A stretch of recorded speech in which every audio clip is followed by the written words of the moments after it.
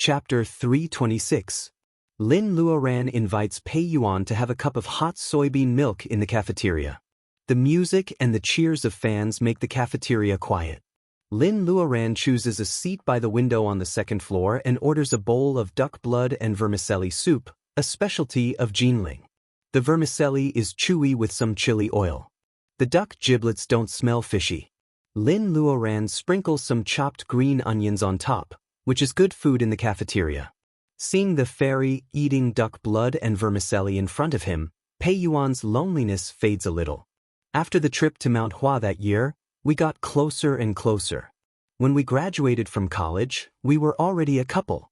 I signed a contract with a design institute. Bing Yan was encouraged by others to become a star. She is beautiful and good at singing, but she is not a professional. Besides, she didn't enter the industry until she graduated from college. She drifted in the north of the capital for 2 years and suffered a lot. However, she didn't even release a single album. This is a story with a good beginning but eventually falls into a cliché. Xia Bingyan is cold and arrogant. Her relationship with Pei Yuan is complicated. She goes to the north because she wants to prove herself. Subconsciously, she wants to surpass Lin Luoran, whom she once met. The star path, which was the center of attention, could give people the feeling of vanity. Pei Yuan stays in the design institute. Long-distance relationships are unpredictable. During the 2 years, Xia Bingyan's road to becoming a star is not smooth, while Pei Yuan becomes the director of a small project in the design institute. He has a bright future. Xia Bingyan is 25 years old now. It is even harder for a woman of this age to become famous in the entertainment circle. Pei Yuan once jokingly said that he would raise Xia Bingyan. This is already a proposal. Xia Bingyan can't let go of her pride. She stays in the capital. Zhang Shuming, who got a lunchbox, returns as a major shareholder of an entertainment company. The cliché story begins here. The long distance between Pei Yuan and Xia Bingyan makes them drift apart. One day, Pei Yuan sees Xia Bingyan in an ancient costume at a game conference on TV. Xia Bingyan is the spokesperson of the game. They have a fierce quarrel. Xia Bingyan accuses Pei Yuan of not knowing the hardships of being a star. Pei Yuan points out that Xia Bingyan has betrayed her dream of singing. Later, Xia Bingyan is packaged as a fairy. She becomes famous with the enthusiasm of the people of the state of Huaxia.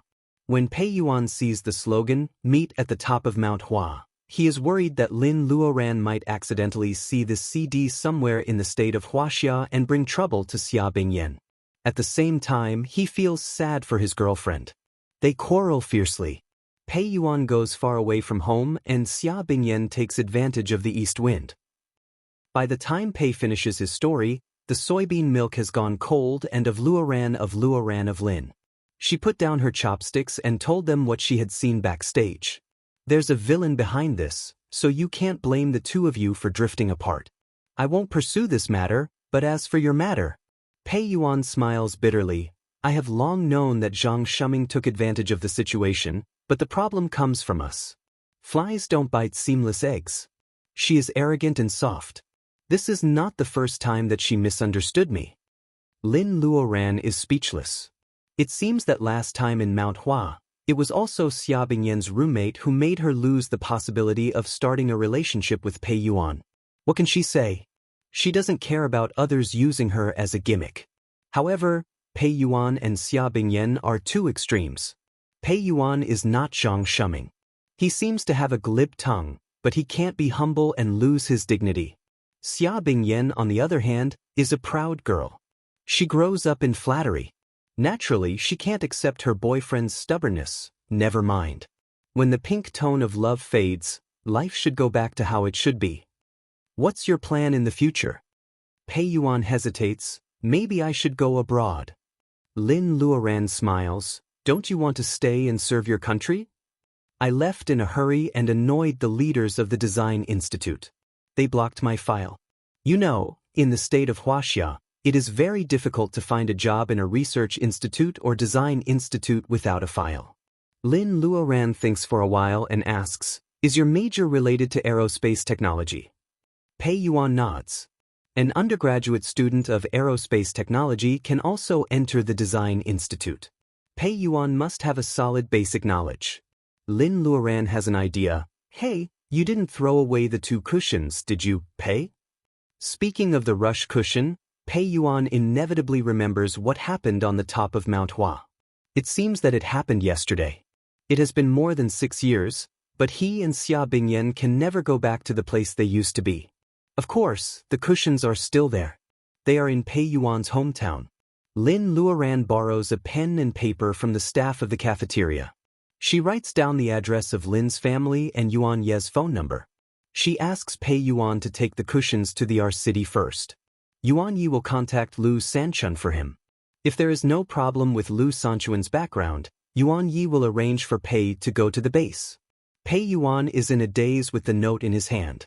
He wants to ask more questions, but Lin Luoran is gone. Only the bowls and chopsticks are still on the table. It proves that all this is not his imagination. Just go to the base. A man can live on more than just love. He also has a career. Pei Yuan solemnly puts away the address, stands up and leaves the cafeteria. He slowly walks out of the gate of Southern Airlines. After all, they used to love each other. At this moment, Xia Bingyan seems to feel something. She feels empty in her heart. She doesn't see Pei Yuan in the crowd. She seems to have lost the boy who loved to make her laugh forever. Her youth will never come back. Time flies. From now on, Xia Bingyan is the only one left on this road. She is singing a happy song. Xia Bingyan's tears overflow and her makeup is wet.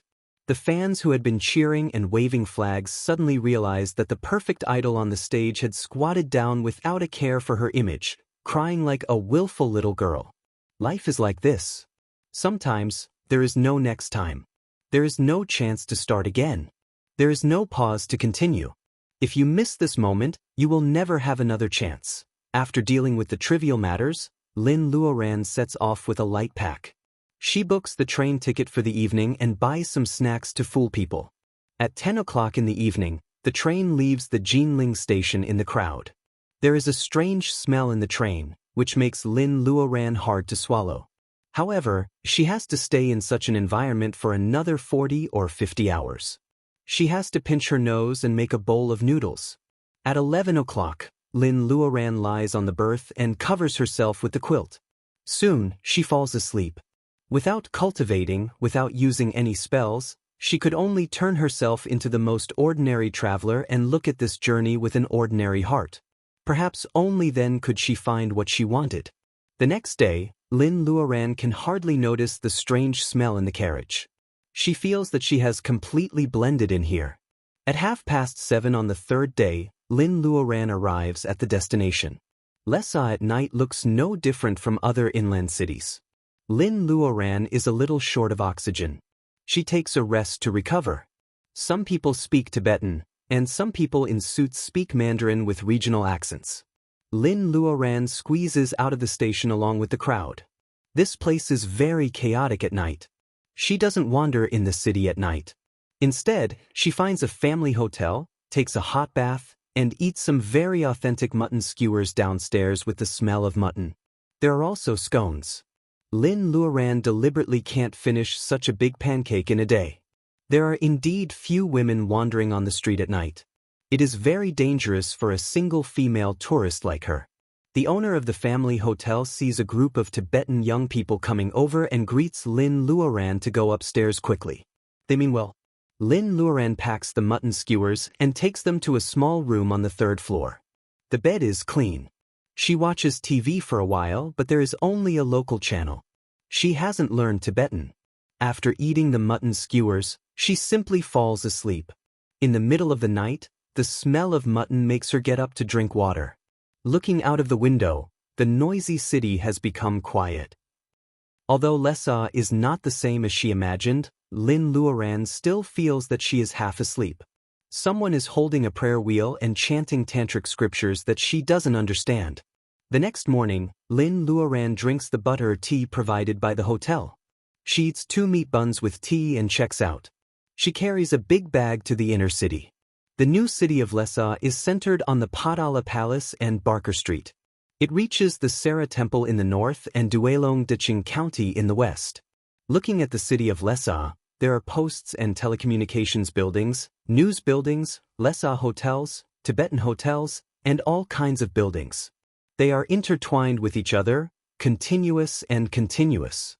It is said that when Princess Wunsheng married to Tubo, this place was still a grassy beach. After the construction of the Jokhang Temple and the Jokhang Temple, the number of preaching monks and people coming to worship Buddha increased. Songzon Gampo also expanded the palace in Hongshan. This place gradually became a famous city on the plateau. Therefore, only when you arrive at the Jokhang Temple and the Balang Street can you say that you have arrived at the real Lhasa. Lin Luoran silently listens to the two tourists around her talking about the history of Lhasa. She decides to go to the Jokhang Temple to have a look. Chapter 327. Lin Luoran arrives very early. It is not the peak time for visitors to visit the Jokhang Temple. Only the people passing through the Buddhist scriptures are pouring into the temple. Lin Luoran buys a ticket and follows them in. The ticket seller asks her again and again if she wants to take pictures. If she wants to take pictures, she needs to buy another ticket. Lin Luoran finds that the ticket is more expensive than the price of the school. She can imagine the scenery inside the Jokhang Temple. However, it is a sacred place of Buddhism. Ordinary tourists don't mind. It is disrespectful for a cultivator like Lin Luoran to take pictures in the temple even though she knows the Buddha is real. After entering the gate, Lin Luoran sees the compound which combines the architectural styles of Tang, Tibetan, Nepalese, and Indian. Lin Luoran doesn't follow the established tour route. She stops here and there and turns to a mural. She takes a closer look and finds that it is the appearance of the early Padala Palace and the scene of filling the lake to build the Jokhang Temple. Lin Luoran appreciates it for a while and then turns into the main hall. The first small hall is dedicated to Tsongkhapa and his 8 disciples, who are the promoters of the Yellow Sect. Lin Luoran is about to step in but is stopped by an invisible light curtain. Why can other people go in and out as usual but she can't? Lin Luoran carefully observes those devout worshippers. Occasionally, 2 or 3 of them have a white line connecting their heads with the Buddha statue. Lin Luoran first thinks of the white light spots in her ocean of consciousness. It is the power of faith that has been established. These believers have been worshipping for a long time, so the power of faith is totally different from the mottled light spots in Lin Luoran's ocean of consciousness. She looks at the whole hall and finds it is shrouded by a hazy white light. Is it all the power of faith that has been gathered over the years here? Thinking of the fly Apsara's painted sculpture in her ocean of consciousness, Lin Luoran suddenly understands the mystery. She is now a Taoist priest with no followers and she has her own Taoist field. This small hall can be regarded as someone else's Taoist field. Now all the gods and Buddhas are gone. Even if she wants to visit them, no one will come to greet her. Lin Luoran suddenly thinks of a possibility. Maybe she will never be able to enter temples worshipped by Buddhas, Taoists, and Confucians. Thinking of this, Lin Luoran feels a bit disappointed. She decides to walk around the temple and look at the colorful paintings before going home. As soon as she turned around, she saw an acquaintance whom she had met once walking slowly towards her from the corridor. He was accompanied by several old monks. This is the holy land on the plateau. Lin Luoran smells the fragrance of hosta flowers. Jishio, the little Buddhist monk, why is he here? The old monk beside him seemed to be a monk of the Jokhang Temple. Master Puji of the Xiantong Temple was not among them. It's Jishio. Lin Luoran is not the same as before. She has already felt that something is wrong. Those monks surround Jishio in the middle. From time to time, the young novice monk lowers his head and says a few words to them. Those old monks show a look of joy. It was clear at a glance who was superior. Master Jishio. Lin Luoran says hello. Jishio looks sideways. When he sees Lin Luoran, he seems to be confused. People come and go in the Jokhang Temple, but he can still sense the breath of cultivators. No matter how advanced Lin Luoran's personal ability is, she is different from Taoism and Buddhism. She should be more conspicuous. Jishio thinks like this, but he whispers a few words to several old monks. The monks disperse, and Jishio comes alone. I didn't expect to see lay Buddhist Lin on the plateau. The sun refracts dazzling light under the golden painting of the Jiakhang temple. The young novice monk seems to be stepping on light and shadow. Lin Luoran sees that he doesn't say why he is here, so she doesn't mention this topic. She says seriously, I haven't thanked Master Puji personally for what happened last time. It's my fault. Jishio invites her to walk around the temple. Lin Luoran readily accepts. It is lay Buddhist Lin who provides the opportunity for Buddhist cultivators to re-enter the secular world. I should thank you. If you don't mind, please have a cup of butter tea with me. A young master from Mount Wutai invites her to have butter tea in the Jiakhang temple in Tibet. This is a new treatment. Lin Luoran doesn't refuse and goes there gladly. After a few turns, they come to a side hall, which is isolated from the hustle and bustle of tourists. It may be the residence of Jishio. He is very familiar with everything here. He takes out a small tin pot to boil tea. Lin Luoran is surprised that the tea leaves Jishio takes out have a musty smell. It's a little strange. Jishio seems to be very courteous in the Jiakhang temple. Why is he so careless about daily necessities? Someone even offers him musty tea? Lin Luoran has a slight headache when she thinks that these musty tea leaves may go into her mouth. She thinks of a few words without showing off, indicating that she can provide tea. However, Jishio smiles. Lay Buddhist Lin, do you think that the tea is musty because the Jiakhang temple doesn't treat me well? Lin Luoran shakes her head. She is not so superficial. However, Jishio's words also mean that he refuses her to provide tea. Lin Luoran no longer insists. She quietly watches Jishio boil tea on a small coal stove. The handsome young Buddhist monk's face is stained with ashes, but he doesn't care at all. There is no elegance of plum blossoms, orchids, bamboo and chrysanthemums here. It seems that Jishio is also stained with dust. Seeing this scene, Lin Luoran's eagerness to advance gradually calms down. After boiling for a long time, the musty tea leaves have no peculiar smell, leaving only a strong tea fragrance. Lin Luoran is a little surprised. She watches Jishio pour the tea into a bamboo tube, add lumps of butter, and slowly mix it with the tea. Then, he adds salt little by little. Jishio's movements are skillful. The wide sleeves of his robe move slowly with his movements, making everything full of a sense of harmony. It is obvious that he is skilled in making butter tea. Lin Luoran doesn't know when he came to the Jiakhang temple and how long he has been making tea here. After a while, Jishio finally stops and pours a bowl of tea for Lin Luoran. A bowl of hot tea drives away the chill of the morning in Lhasa.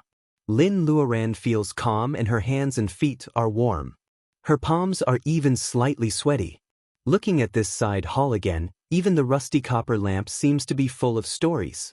Lin Luoran puts down the wooden bowl and savors the tea fragrance for a while. She feels that she can't bear essence for a long time because she deviates from the real secular world. She cultivates to enter the secular world, not to get out of it. She thinks that as an ordinary tourist, she is comprehending without using spells or wacken. However, she asks herself, since she started to cultivate, she has been farther and farther away from the life of mortals. Thinking about it carefully, how long has it been since she started to fly without relying on fire spells, water spells to gather water, or the wind riding spell? Master Jishio, this is really a bowl of good tea. Lin Luoran figures out some key points and smiles all over her face. After saying goodbye to Jishio, she walks slowly along the cloister like a real ordinary person who will be happy to see colorful paintings instead of looking down at them. This time, she doesn't think about her identity as a cultivator, the power of faith, and the colored sculpture in her ocean of consciousness.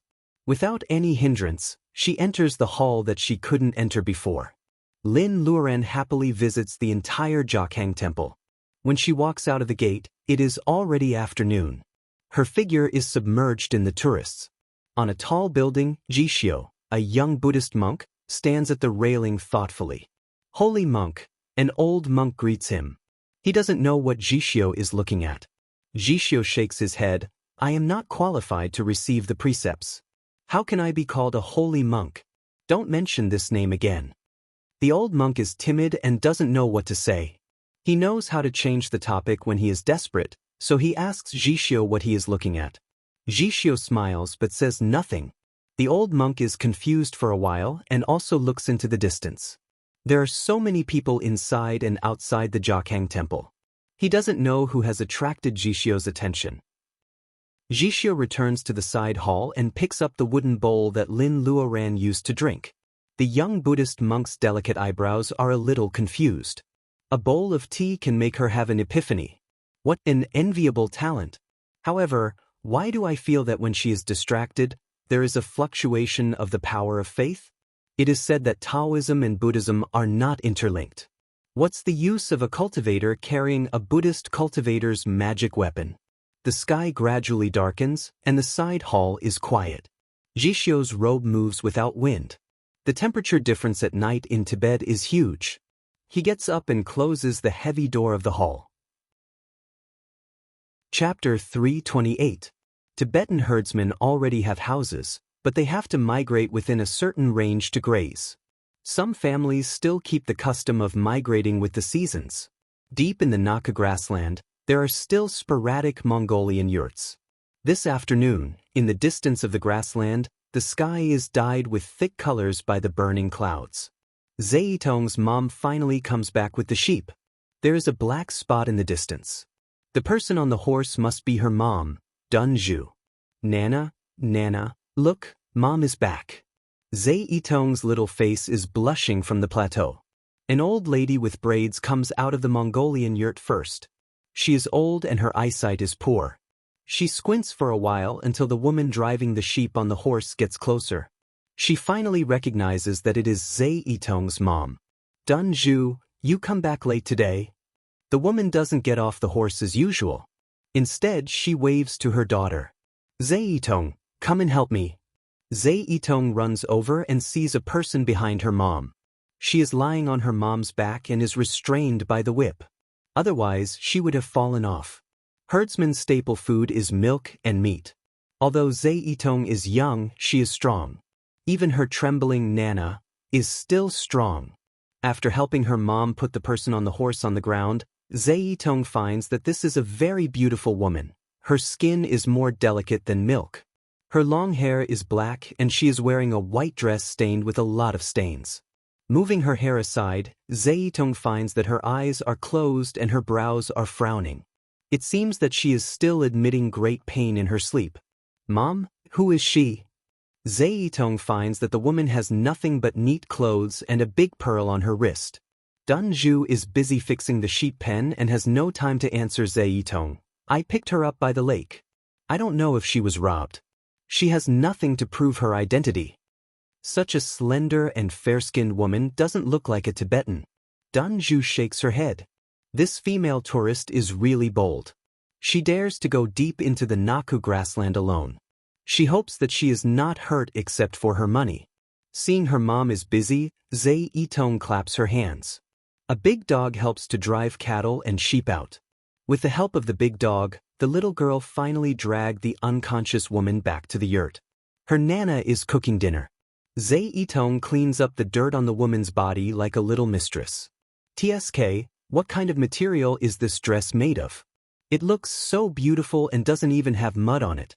Seeing that the woman's clothes were bare, she covered herself with a blanket and ran out to help her mother. When Zeitong returns to the yurt, the woman has not woken up yet. Nana is making fragrant. Thinking of the delicious fragrant, Zeitong can't help swallowing. Nana only cooks delicious food when her mother, Dunju, is at home. Nana says that her mother is the pillar of the family and she must make sure that Dunju eats well. In Xiangjai, the potatoes were boiled until they were 80% done, peeled, drained, and cut into small pieces. Zeitong's Nana has finished the preliminary work. She is now cutting the green onions. The oil in the pan is already smoking. Nana puts the green onions into the pan for a while and pours them into the stone trough. Then there is the paste curry powder, which is mixed with cold water. It is poured into the oil pan to make curry. Like the green onions, it is also prepared. The mutton is chopped into pieces and fried with butter. Then it is stewed in the pan. Nana stirs the mutton in the pan and goes to make butter tea. Zeitong is left to guard the pan. She is so hungry. Cooking in Xiangzhai is too complicated. Zeitong hasn't eaten it for 2 or 3 months. She misses the taste very much, so she is reluctant to leave the pan. The smell of stewed mutton gradually fills the yurt. Dunju lifts the blanket and comes in. Nana makes the butter tea and hands her a bowl. Drinking the fragrant buttered tea, Dunju feels much better after a day of tiredness. She looks at the woman she saved and finds that her face is abnormally flushed.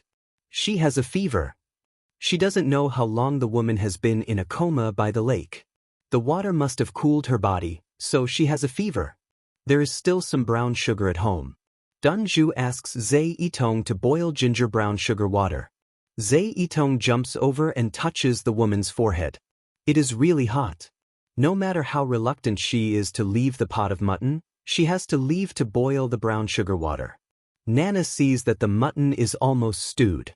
She adds potatoes, oil curry, salt, ginger, fennel, cloves, Tibetan cardamom and other seasonings. She takes a small stick and stirs it. When it is done, the xiangzhai is ready to eat. The 3 people in the yurt are busy. Zeitong quickly drinks the woman she saved with brown sugar water. Because the woman she saved has a fever for a whole night, Zeitong feels that the xiangzhai dinner is tasteless. There seem to be only 3 women in this family. Dunju is the only main labor force. Because they have to graze tomorrow, Zeitong's Nana drives Dunju to rest. She and Zeitong take turns to take care of the woman. Zeitong keeps watch for most of the night. She is a child who sleeps well. She can't stand it and falls asleep before dawn. She is woken up by her Nana. It turns out that the woman has woken up. Nana is touching her forehead. My name is Zeitong. My mother said my name stands for olive. What about you? Zeitong also went to school and can speak Huaxia Chinese. The woman frowns. Name? I don't remember. Her voice is clear and moving. Her Mandarin is also very standard. Zeitong feels that women speak very well. But how can she forget her own name? Is it because she has a fever? Anner, come on, bring the heated milk. Zeitong yells at Anner. Anner is the woman her family saved a week ago. She doesn't remember her name and has no ID card. She begs Zeitong's family to take her in temporarily, so Zeitong gives her the name Anner for convenience. Anner means pomegranate. Although she doesn't remember who she is, Zeitong finds that she knows a lot of things. She is strong and diligent. Therefore, Zeitong's Nana and her mother like her very much. Anner is like a new member of Zeitong's family. In a week, she has slowly integrated into the family. For the convenience of working, she braids her thick black hair into 2 braids hanging in front of her chest. When her face is exposed, Zeitong says she is more beautiful than pomegranate flowers.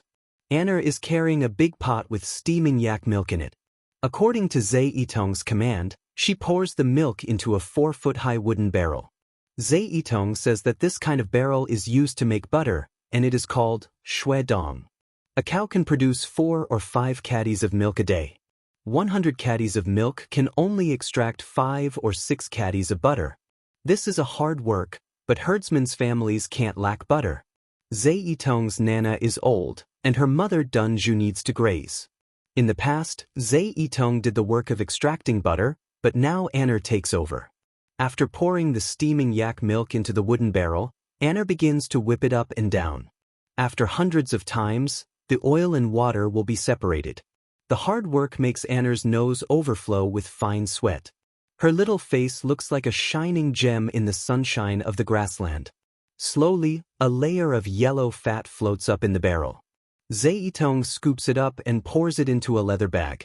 After cooling, this is the essential food of every Tibetan, butter. They cooperate and get 4 or 5 caddies of butter, which is enough for them to eat for a while. Then Anner cleans up the tools. Zeitong finds that Anner is very smart. In the beginning, when she went to milk, she would be kicked down by the sheep. Now she is like a herdsman girl who grew up on the grassland. She can do everything smoothly. It's still early. Shall we go to dig wild vegetables? Anner puts down the tools and takes a bag out. She smiles at Zeitong. Zeitong licks her lips, and her little face is full of joy. Pastoral areas are not like cities in Tibet. Highland barley, glutinous rice and meat are the staple food. There is no rice, let alone vegetables. However, since Aner comes, there are often 2 delicious wild vegetables on the table of Zhe Yitong's family. Aner knows a lot and cooks well. Zhe Yitong is reluctant to let her leave. Looking at the 2 figures, one big and one small, Zhe Yitong's Nana laughs in front of the yurt. Aner is not only a hardworking girl. Since she came, Zhe Yitong, who is lonely, has a companion because her whole family likes Aner very much. Besides waterbirds, a kind of wild vegetable called water celery grows in summer by the clear lake. Zhe Yitong used to think it is watergrass, but Aner picks it back. She scalds it with water and puts some salt and butter in it. It is very tasty. They pick a bag of water celery by the lake. Aner looks at the big fat fish in the clear lake and sighs. She vaguely remembers that the fish she cooks is also delicious. However, because of the water burial, real Tibetans don't eat fish. She doesn't dare to mention this topic. She picks the water celery and takes Zhe Yitong back. Because it is still early, the 2 play on the grassland for a while. May is not over yet and the Naku grassland is full of flowers. Aner picks some wild flowers and skillfully weaves a garland. She puts it on Zhe Yitong's hair and braids her hair. Zhe Yitong giggles and runs to the lake to look at her own shadow on the water. Aner is good at everything except for being too clean. Zhe Yitong asks her to take a bath and wash her hair every 3 days. Zhe Yitong sighs. It seems that even a perfect person has shortcomings. At sunset, Zhe Yitong's mom Dun Zhu comes back with cattle and sheep. Zhe Yitong takes off the garland and yells at her. She runs on the grassland like a healthy and vigorous deer. That night, everyone eats up Aner's cold wild vegetables for dinner. Aner eats sour water celery and glutinous rice cake. When she feels thirsty, she takes a sip of butter tea. She feels that this kind of life seems to be far away from her previous life. However, Aner can't remember who she used to be and what kind of life she lived before. In the middle of the night, she is suddenly woken up by the low temperature. Zhe Yitong is sleeping beside her. Aner has a dream. She comes to the Naku grassland for something ordinary. She can't go home if she doesn't find such a thing. But what is it exactly that she is looking for? Aner touches a big pearl on her wrist. This pearl gives her an inexplicable sense of peace. Maybe her identity will be confirmed by this pearl. It is very cold on the grassland at night. Aner shrinks into the blanket and falls asleep again. Chapter 329. 2 weeks later, Aner finds that Zhe Yitong and Dun Zhu are both busy. She asks carefully and finds out that the annual Naku horse race will be held in 2 months. In addition to the horse race, herdsmen from hundreds of miles around will bring their goods there. It is also a trade fair. Zhe Yitong's family needs to exchange for necessities for the next year at the horse race. Zhe Yitong's family has 2 horses, 15 cows, and 40 sheep. They are not very well off among herdsmen. At least, Zhe Yitong's and Dun Zhu's Tibetan clothes are not very gorgeous. Every Tibetan has several sets of traditional Tibetan clothes. Besides attending festivals, it is also one of the best dowries for every daughter of a Tibetan family. Aner hears from Dun Zhu that a good Tibetan dress for the daughter of a rich herdsman can be worth hundreds of thousands of yuan. It is made of the best material and the best turquoise. However, Zhe Yitong's family doesn't have many cows and sheep. She may not have much dowry in the future. Although Zhe Yitong is only 12 years old now, Dun Zhu is afraid that her daughter will be poor when she gets married, so she starts to prepare the dowry now. Zhe Yitong's Nana has bad eyes. I took her to the doctor 2 years ago and it was said that she has cataracts. The operation will cost tens of thousands of yuan. The winner of the horse race has a prize of 100,000 yuan. We are going to have a try. Dun Zhu is sorting out the fur she has accumulated while chatting with Aner. Dun Zhu's Chinese is not very good, so it is a little difficult for her to talk with Aner. However, Aner feels that Dun Zhu talks with a kind of vitality of not giving up life. Sister Dun Zhu, can I go to the horse race? Aner doesn't know what she can do for this family by living and eating in this family. If she can really win the prize of 100,000 yuan, it should be very useful to Zhe Yitong's family, right? Dunju stares at her. Can you ride a horse? Anna thinks for a while and shakes her head. I don't remember. The next day, Zhe Yitong takes a horse out and goes to a place without cows and sheep to practice riding with Anna. As expected, Anna doesn't know how to ride a horse. Zhe Yitong happily becomes her little teacher. Looking at the 12-year-old Zhe Yitong flying freely on the back of the horse and making some thrilling moves from time to time, Anna is a little surprised that she can win the championship in the horse race 2 months later. Could she surpass those herdsmen who grew up on horseback in these 2 months? Anna carefully gets on the horse's back. Zhe Yitong holds the reins and walks slowly at first. After a long time, Anna feels that she gets used to the shaking of the horse's back. She asks Zhe Yitong to let go of the reins. The horse began to trot. At first Anna kept her back straight, but then the horse suddenly accelerated and she had to bend down to reduce the wind friction. The wind whistles past her ears, blowing away a purple flower that Zhe Yitong previously pinned to her ear. The cold wind on the grassland pours into Anna's neck, mouth, and nose. Her eyes are half closed. She is nervous at first, but she soon calms down. Relax. Relax your body and follow the rise and fall of the horse. Zhe Yitong shouted behind him. She doesn't know what's wrong with the horse today. It runs faster and faster, and Anna soon finds something wrong. There is panic in Zhe Yitong's eyes. She whistles and tries to stop the horse, but her horse runs faster and faster. Anna guesses that there must be an accident. What she can do at the moment is to hold the horse's neck tightly and not be shaken down. The wind becomes roaring and the horse's hooves trample on the flowers on the grassland. The original harmonious atmosphere is ruined. Zhe Yitong runs to the yurt. She has a pony at home. Although it doesn't run fast, it is better than nothing. She hopes it can catch up with Anna's horse. Anna has been very calm. Although the horse seems to be crazy, it is not the first time for her to encounter such a dangerous thing. For a moment, Anna is on the horse and she has time to think about what kind of person she used to be. Does she often encounter such dangers? Otherwise, why is she not afraid at all subconsciously? Anna relaxes her body and follows the rise and fall of the horse's back. She holds the horse's neck tightly. The grassland recedes from her sight and a silver lake appears in front of her. The crazy horse gradually slows down. When it reaches the lake, it has completely calmed down. Anna rubs her thighs, which are a little loose from the jolting, and slides down the horse's back. She heard from Dunju that she found her in a coma beside a silver lake. Will it be the one in front of her? Anna is looking forward to it but also afraid. If this lake is really the place where she is saved and brought back, will there be some clues left to prove her identity? This is what Anna is looking forward to. But if she can't find anything here, she will have even less confidence to find who she is. Dunju said that she can actually go to the police station to find out who she is. Anna doesn't have much hope this time.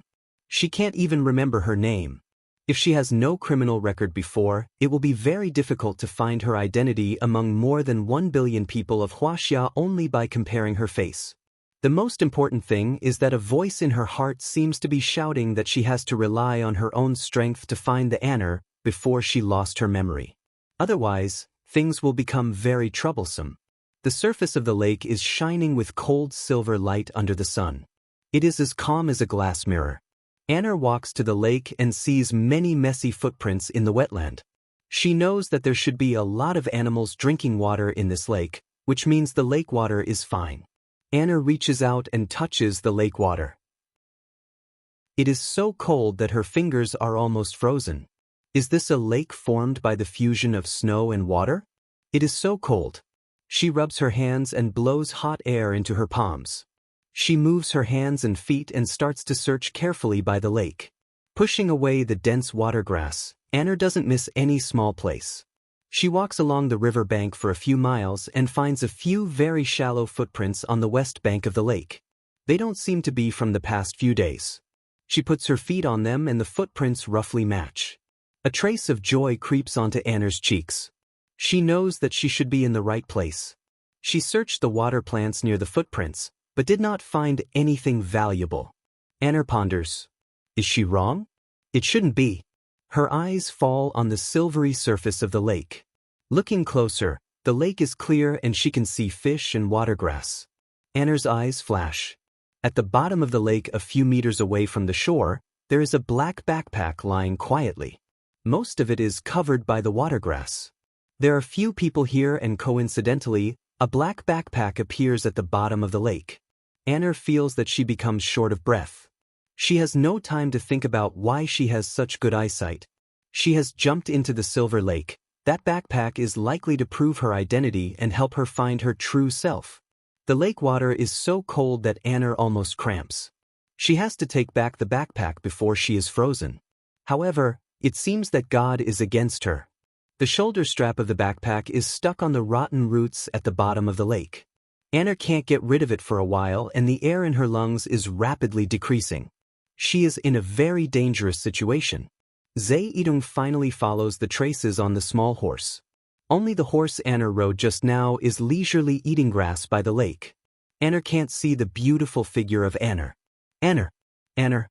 Zaidong jumps off the horse and runs along the lake, shouting. There are wolves on the grassland. Although it is daytime, sometimes the hungry wild wolves will not choose the time to attack. The little girl shouts for a while and her heart is full of despair. Is Anna really eaten by wolves? She covers her knees with her hands and bursts into tears. There is a splash of water from the west of the lake. Anna, wet, jumps out of the water with a backpack.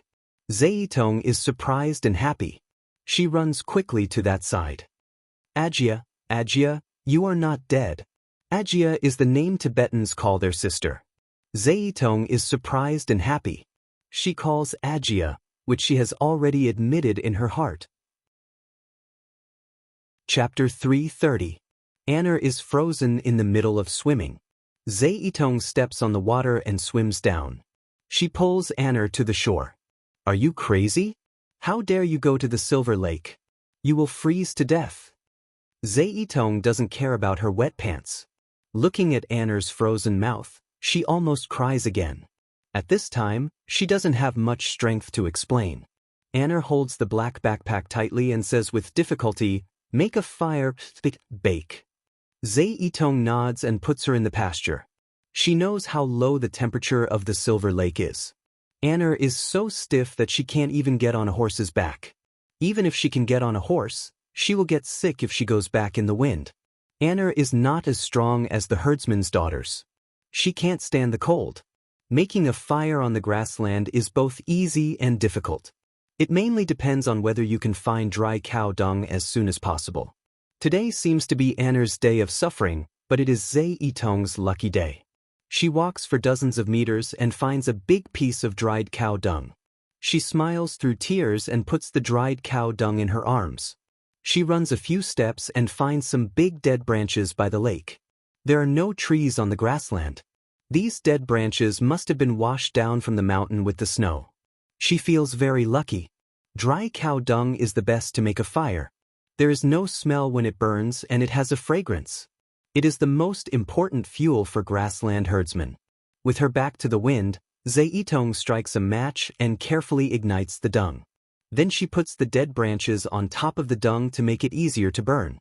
The wood is steamed by the lake, so it is not very dry. Fortunately, it can still be ignited. When the fire gets bigger and the warm flame burns, Anna's blue lips are still trembling. However, she has the strength to reach out her hand closer to the fire. She feels better and takes off her leather coat. She wrings out the ice water on her hair. Zaidong sees that it works. She runs to find more dead branches and slowly controls the fire. There is not much firewood, but it burns for an hour. Zaidong's pants are all dry. Anna has been soaking in the lake for too long and her clothes are only 80% dry. Zaidong is going to collect firewood, but Anna, whose face is turned rosy, stops her. Don't go. The sun is about to set. We have to go back, or your mother and Nana will be worried. I'm not cold anymore. What she said was the truth. Although her clothes were not completely dry yet, after being in the fire for so long, her whole body was warm. The chill brought by the lake water had been driven away. If she rode the horseback, her clothes should be completely dry under the wind. Seeing that Lin Luoran has the strength to speak, Zaidong is relieved. After all, She is a 12-year-old girl and she is very curious. Now she doesn't worry anymore. Seeing that Anna goes down the lake to find the black bag, she asks her what is in it. Anna smiles bitterly. I just suspect that I lost it before I lost my memory. It may have clues about my identity. As for what it contains, I really don't know. Hearing this, Zhe Yitong urges her to open it. Anna nods and opens the zipper of her backpack nervously. A pile of colorful banknotes that have been completely soaked by the lake water is exposed. It looks like there are tens of thousands of huaxia coins. Anna is disappointed, and Zhe Yitong is even more disappointed. She gently pinches the banknotes with her fingers, and they are all pasted together. It seems that they can't be dried and used again. Anna looks at her and her disappointment is beyond words. She pokes her forehead. Little money grubber, you are more distressed than me. Are you short of money? Zhe Yitong nods. Mom said that Nana's eyes need surgery and tens of thousands of yuan is enough. How nice it would be if the money is not soaked. Anna hugs her. You are such a good girl. Come on, let's continue to have a look.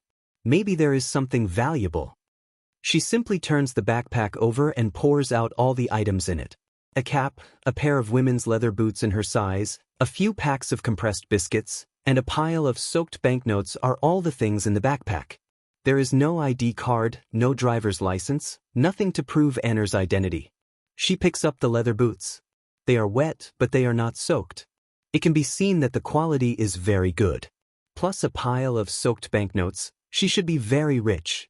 It is a pity that she didn't know Zhe Yitong's family before she lost her memory.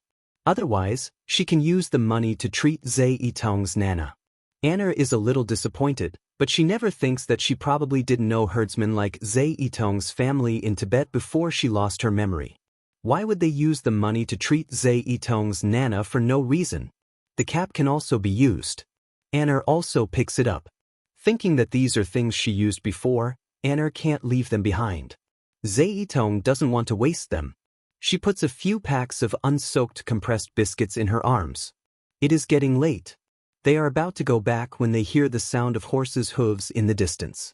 Who raises so many horses? Anna looks into the distance and sees a group of black galloping horses coming from the direction of the snow mountain. All of them are strong and strong. Wherever they run, a strong wind blows down the nearby pasture. Under the setting sun, the leading horse is a white horse without any hair. Because it is so fast, its 4 hooves seem to be leaping in the air. It seems to fly on the top of the grass. Other brown and black galloping horses, as well as the faintly discernible snow-capped mountains in the distance, the glittering surface of the lake nearby, the green grass, and the orange-red sunset, all served as a foil to this snow-white horse. Not only Anna and Zhe Yitong, but also the 2 domesticated horses they ride are fascinated by it. The white horse is so outstanding that people can't move their eyes away from it. Until this group of hundreds of horses quickly drinks water by the silver lake and disappears in the direction of the snow, Zhe Yitong, who is shocked, comes to herself. Anna, Ajia, what we just saw is the horse of heaven. It lives on the snow mountain. It is white and as fast as lightning. In the legend of herding horses, it doesn't deserve to be owned by mortals. Zhe Yitong is so excited that she sings and dances on the spot. If it weren't for the fact that Anna drags her to the back of the horse as it gets late, she suspects that Zhe Yitong would go crazy all night by the lake. Seeing the horse of heaven, by chance, has been a hot topic for several days in the small yurt, especially Zhe Yitong's Nana. She tells a lot of legends about her childhood in Tibetan. Zhe Yitong acts as an interpreter, and Anna has a general idea about it. Even Dun Zhu scolds Anna for jumping into the lake to find her backpack. Anna knows that Dun Zhu cares about her, so she doesn't talk back. Instead, she smiles embarrassedly. Hearing that she hasn't found the clue of her identity, even Nana comforts her. She just needs to stay at home. Their family doesn't lack food. Anna feels tears in her eyes. Dun Zhu's leather goods for the horse racing and the cattle and sheep to be sold have all been selected. Anna is amazed by Dun Zhu's horsemanship. She no longer thinks highly of herself and wants to win the race. Anna is amazed by Dun Zhu's horsemanship. However, it's always good to learn one more skill. Under the whip of Zhe Yitong, Anna still tries her best to learn horsemanship. Within a month, Anna can also play a few simple tricks on the back of a horse. Even Nana, who has poor eyesight, praises her for her great talent. You must have been a girl on the grassland in your previous life. When Nana smiles, all the wrinkles on her face will stretch out. Chankingkaduo, where the horse race will be held, is in the north of Nakud town. It is hundreds of miles away from the pastoral area where Zhe Yitong's yurt is located. Herdsmen are used to carrying their belongings with them. Therefore, Dunju has been preparing to move in 2 weeks. Their family doesn't have a cart, so they have to go to Naku town with nearby herdsmen. Dunju says she is going to borrow a cart. However, after a long time, she is carried back by several herdsmen. Anna has been here for a long time and has seen several herdsmen living nearby. She is very surprised to see them carrying Dunju back. It turns out that Dunju fell down from the horse and hurt her foot. These herdsmen think it is a fracture. They are going to ask Nana's opinion and are going to send Dunju to the hospital. Anna sees that Dunju's face is pale because of the pain. Her healthy forehead is covered with sweat. Anna quickly checks Dunju's leg. In her memory, people with fractures can't move easily. Anna touches Dunju's leg and finds that the bone is fine. However, Dunju is in so much pain that she is afraid it is not a simple muscle strain. Bone fracture? But Dunju needs to go to the hospital for an X-ray. Nana is old and Zhe Yitong is young. Dunju is in a semi-coma. Anna is the only outsider in this family. She takes some money from Nana and follows herdsmen to send Dunju to the nearest hospital. The nearest hospital is also far away. Zhe Yitong holds Anna's hand. Anna's calmness makes her braver. Mom will be fine, right? Zhe Yitong is worried until they go to the hospital and take an X-ray.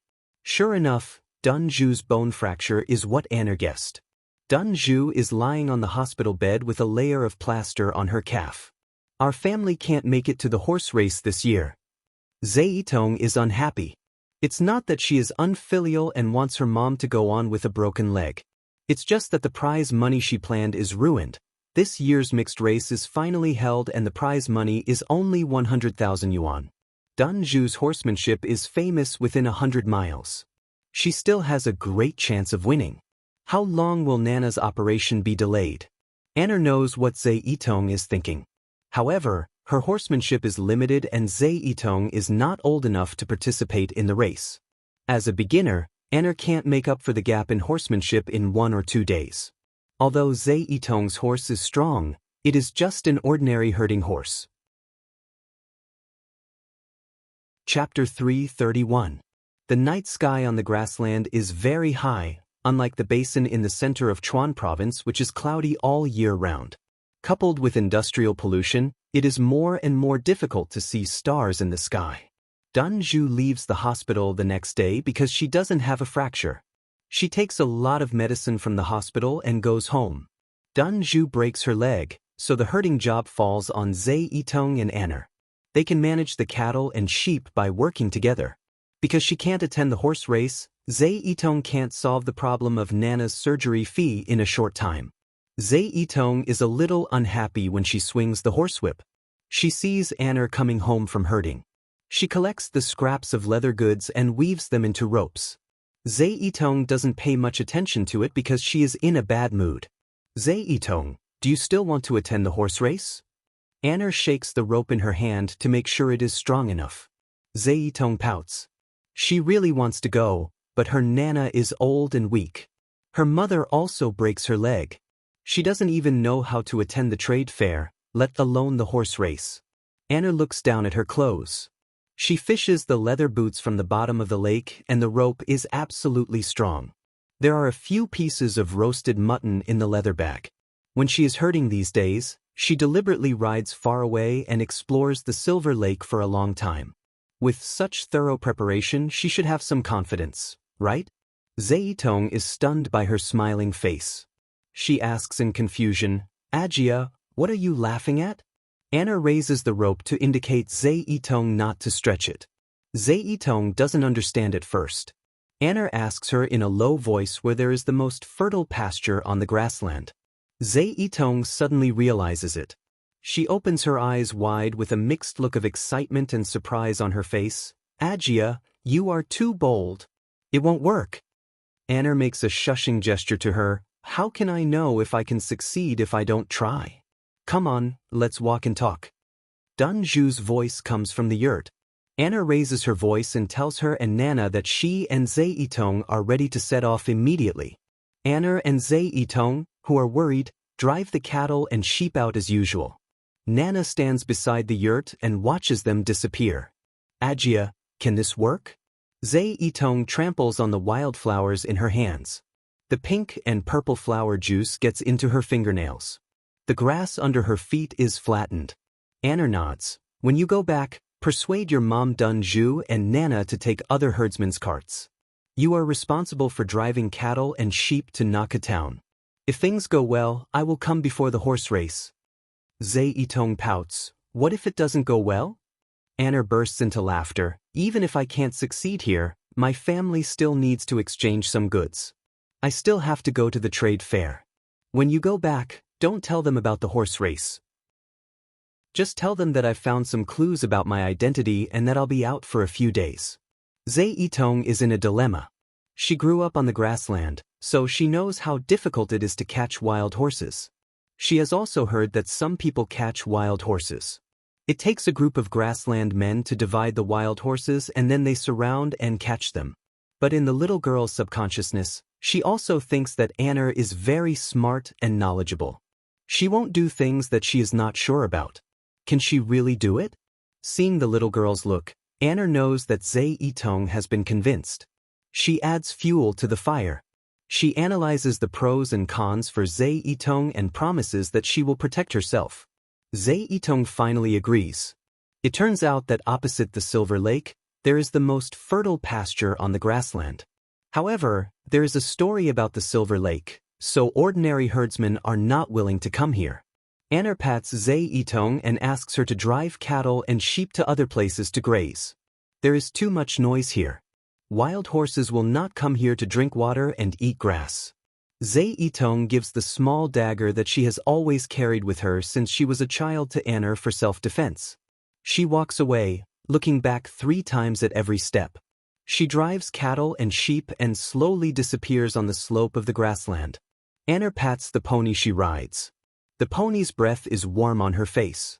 It is a little reluctant to leave her. Anna makes up her mind to drive it away. The pony runs to the direction where Zeitong grazes. Only Anna is left here. She ties up her braid and walks to the opposite side of the Silver Lake. She carefully selects a fertile land with the dagger and slowly uncovers the pasture along with the ground. Her movements are gentle and every step is very careful. After a long time, she completely uncovers a pasture that is bigger than a person. Then Anna begins to dig on the ground where the pasture is uncovered. She throws the excavated soil into the lake little by little. When there is a big pit on the ground that is big enough for a person to lie in, Anna lies down and tries it. Finally, she shows a satisfied smile. At this time, the sky is full of sunset. Anna works for a long time and finally feels hungry. She takes out the mutton in the leather bag and gnaws it silently. What kind of person was she before? Why can she think of such steps as soon as she thinks of catching horses? Ordinary women don't even dare to think about such a dangerous thing. Only she can calmly and confidently make a plan to catch the horse.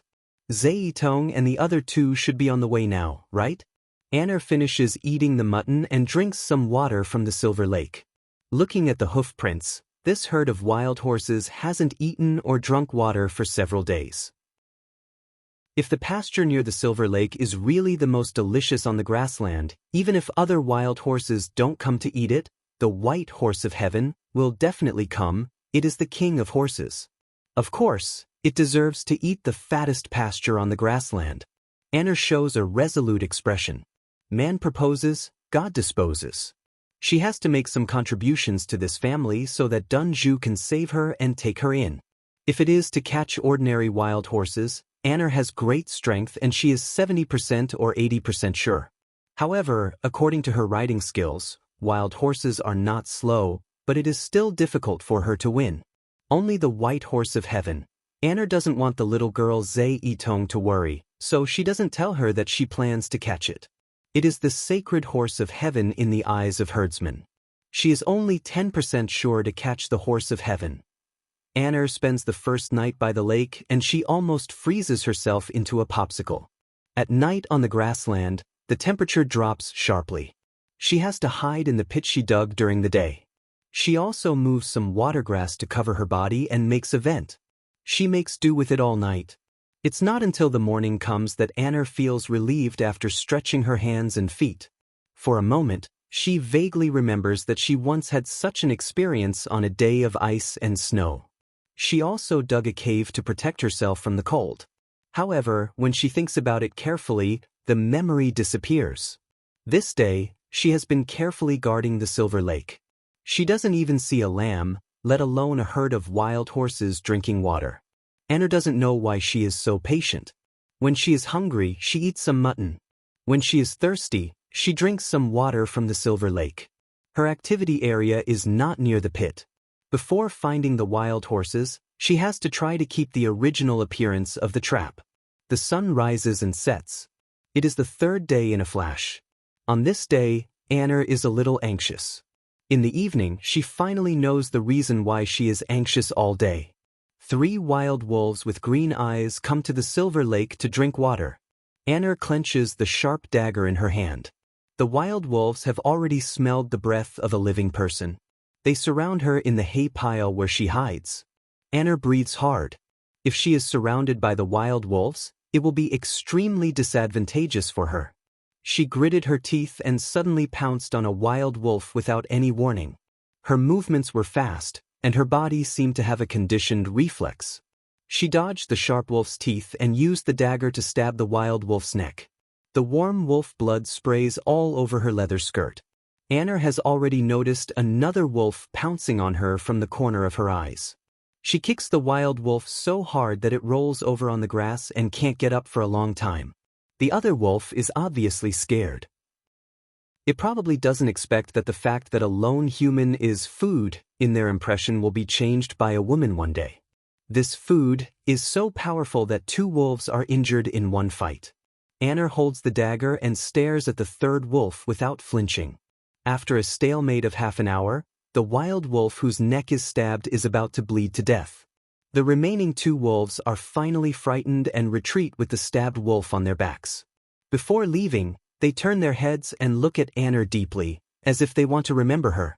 After being vigilant for another half an hour, Anna is so weak that she almost collapses to the ground after making sure that the wild wolves will not come back.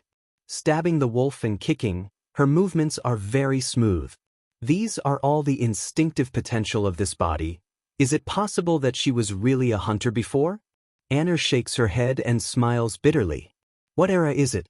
There are few people who hunt for a living, let alone women who hunt for a living. She looks at her hands and finds that there are no calluses. She doesn't look like a hunter at all. She frowns at the wolf's blood all over the ground. The blood here can be covered with soil, but the blood on her leather skirt and boots can only be washed immediately. Anna washes her boots and the surface of her leather skirt with the biting cold. She is hesitating whether to make a fire to keep out the cold tonight. In the distance, there comes the uniform sound of hooves, like that of an army approaching the city. This piece of grass is shaking. Thousands of troops and horses, thousands of troops and horses. Dust is flying all over the sky. Anna's expression changes. She throws the most smelly mutton into the lake. She runs to the trap quickly. Finally, she has time to hide in the pit before the horses cross the grassy slope. She covers herself with a large piece of pasture that she peels off. The sound of hooves is like a military drum beating Anna's heart. Chapter 332. The setting sun in the west gilded the Silver Lake with a layer of faint golden light. In the earth-shaking clip-clop of a horse, a pure white horse with a fluttering mane appeared on the grassy slope in the blink of an eye. The grassy slope is 200 or 300 meters away from the Silver Lake. The white horse gallops so fast that it arrives at the lake in a second. The horse's hooves sound behind it in unison. It elegantly lowers its head and takes a sip when drinking water.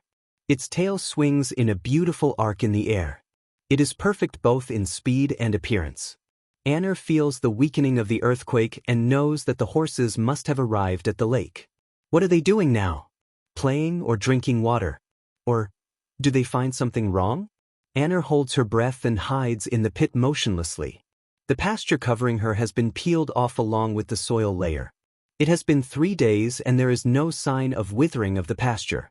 Anna has to admit that she is very lucky. If she waits for another 2 days, the most fertile pasture she has deliberately chosen will inevitably lose water. Even Zeitong's horses will not appreciate them when there is plenty of pasture in summer, let alone the proud horse of heaven. Will the horse of heaven come here? Anna tries to keep herself calm. In fact, it is every human's instinct to think nonsense. Especially in such a situation, Anna always worries about gains and losses. The white horse of heaven doesn't leave immediately today. While other wild horses are drinking water, it turns to the other side of the lake alone and jumps into the silver lake. It cleans its mane with the cold lake water. Through the flowing grass, Anna sharply sees a flash of white jumping over her head. She is short of breath and can hardly be proud. At that moment, the horse of heaven is less than 1 meter away from her. However, before she thinks about whether to jump or not, it has jumped over the pasture where she is hiding and jumped into the lake. It is so fast that Anna, who is full of confidence, has no time to react at all. Calm down. She must calm down. Today the wild horses don't come and go like the wind. They are very likely to eat by the lake. If she can't calm down at this time, all her previous efforts will be in vain.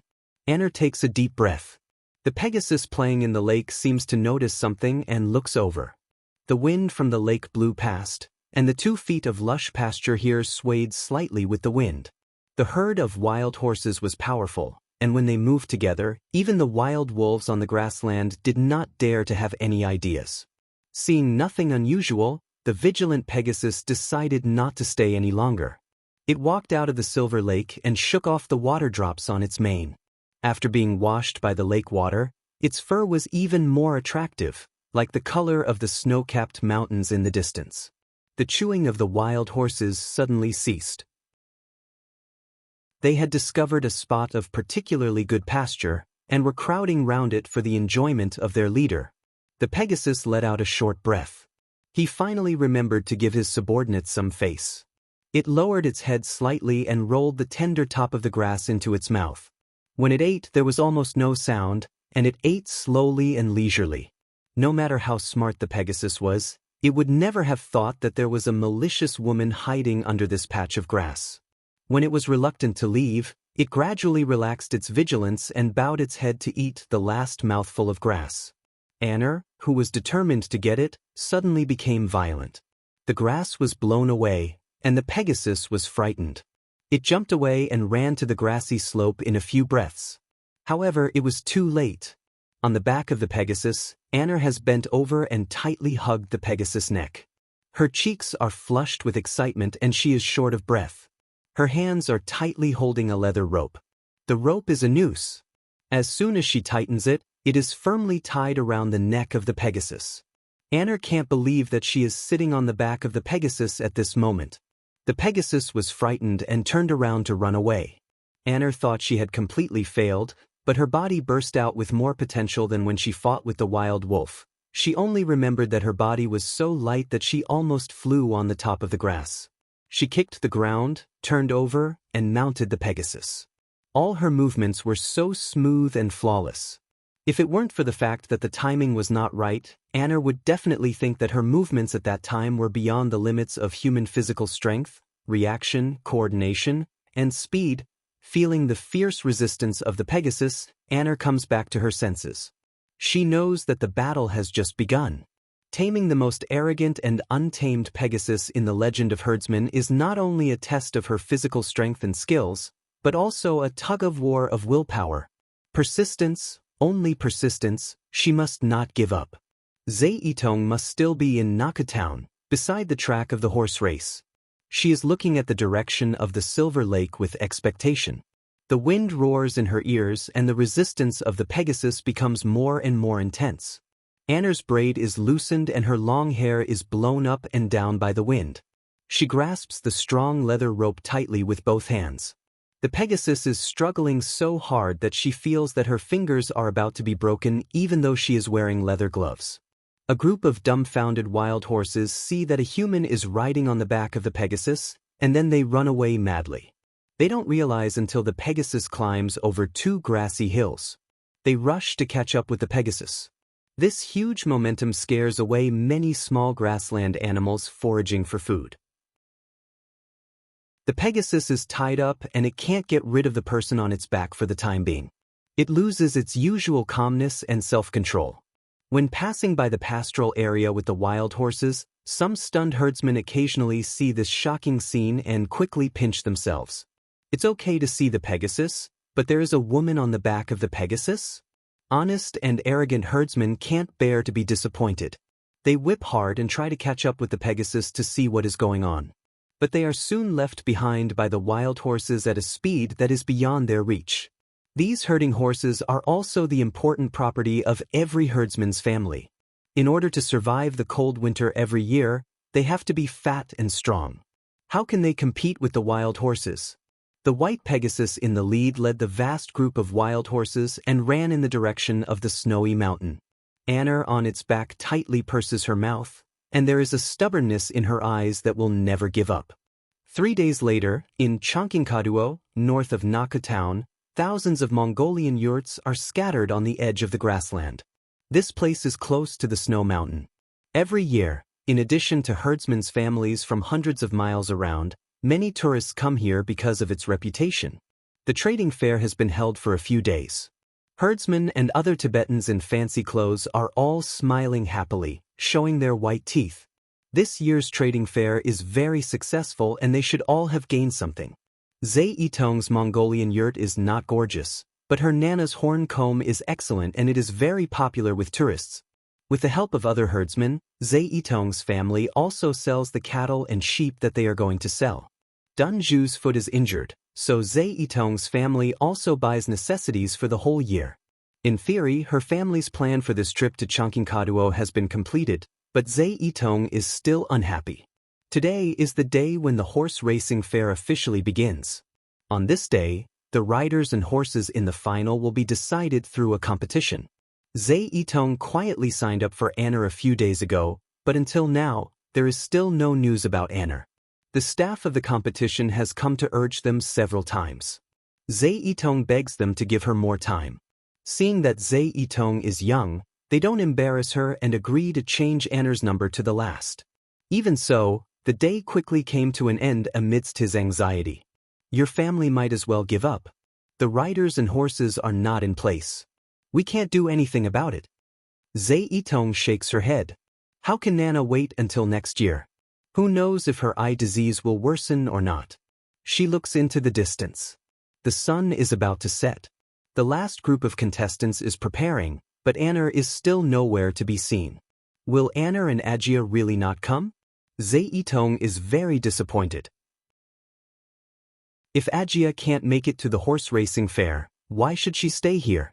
After all, she is only 12 years old and has a childish temper.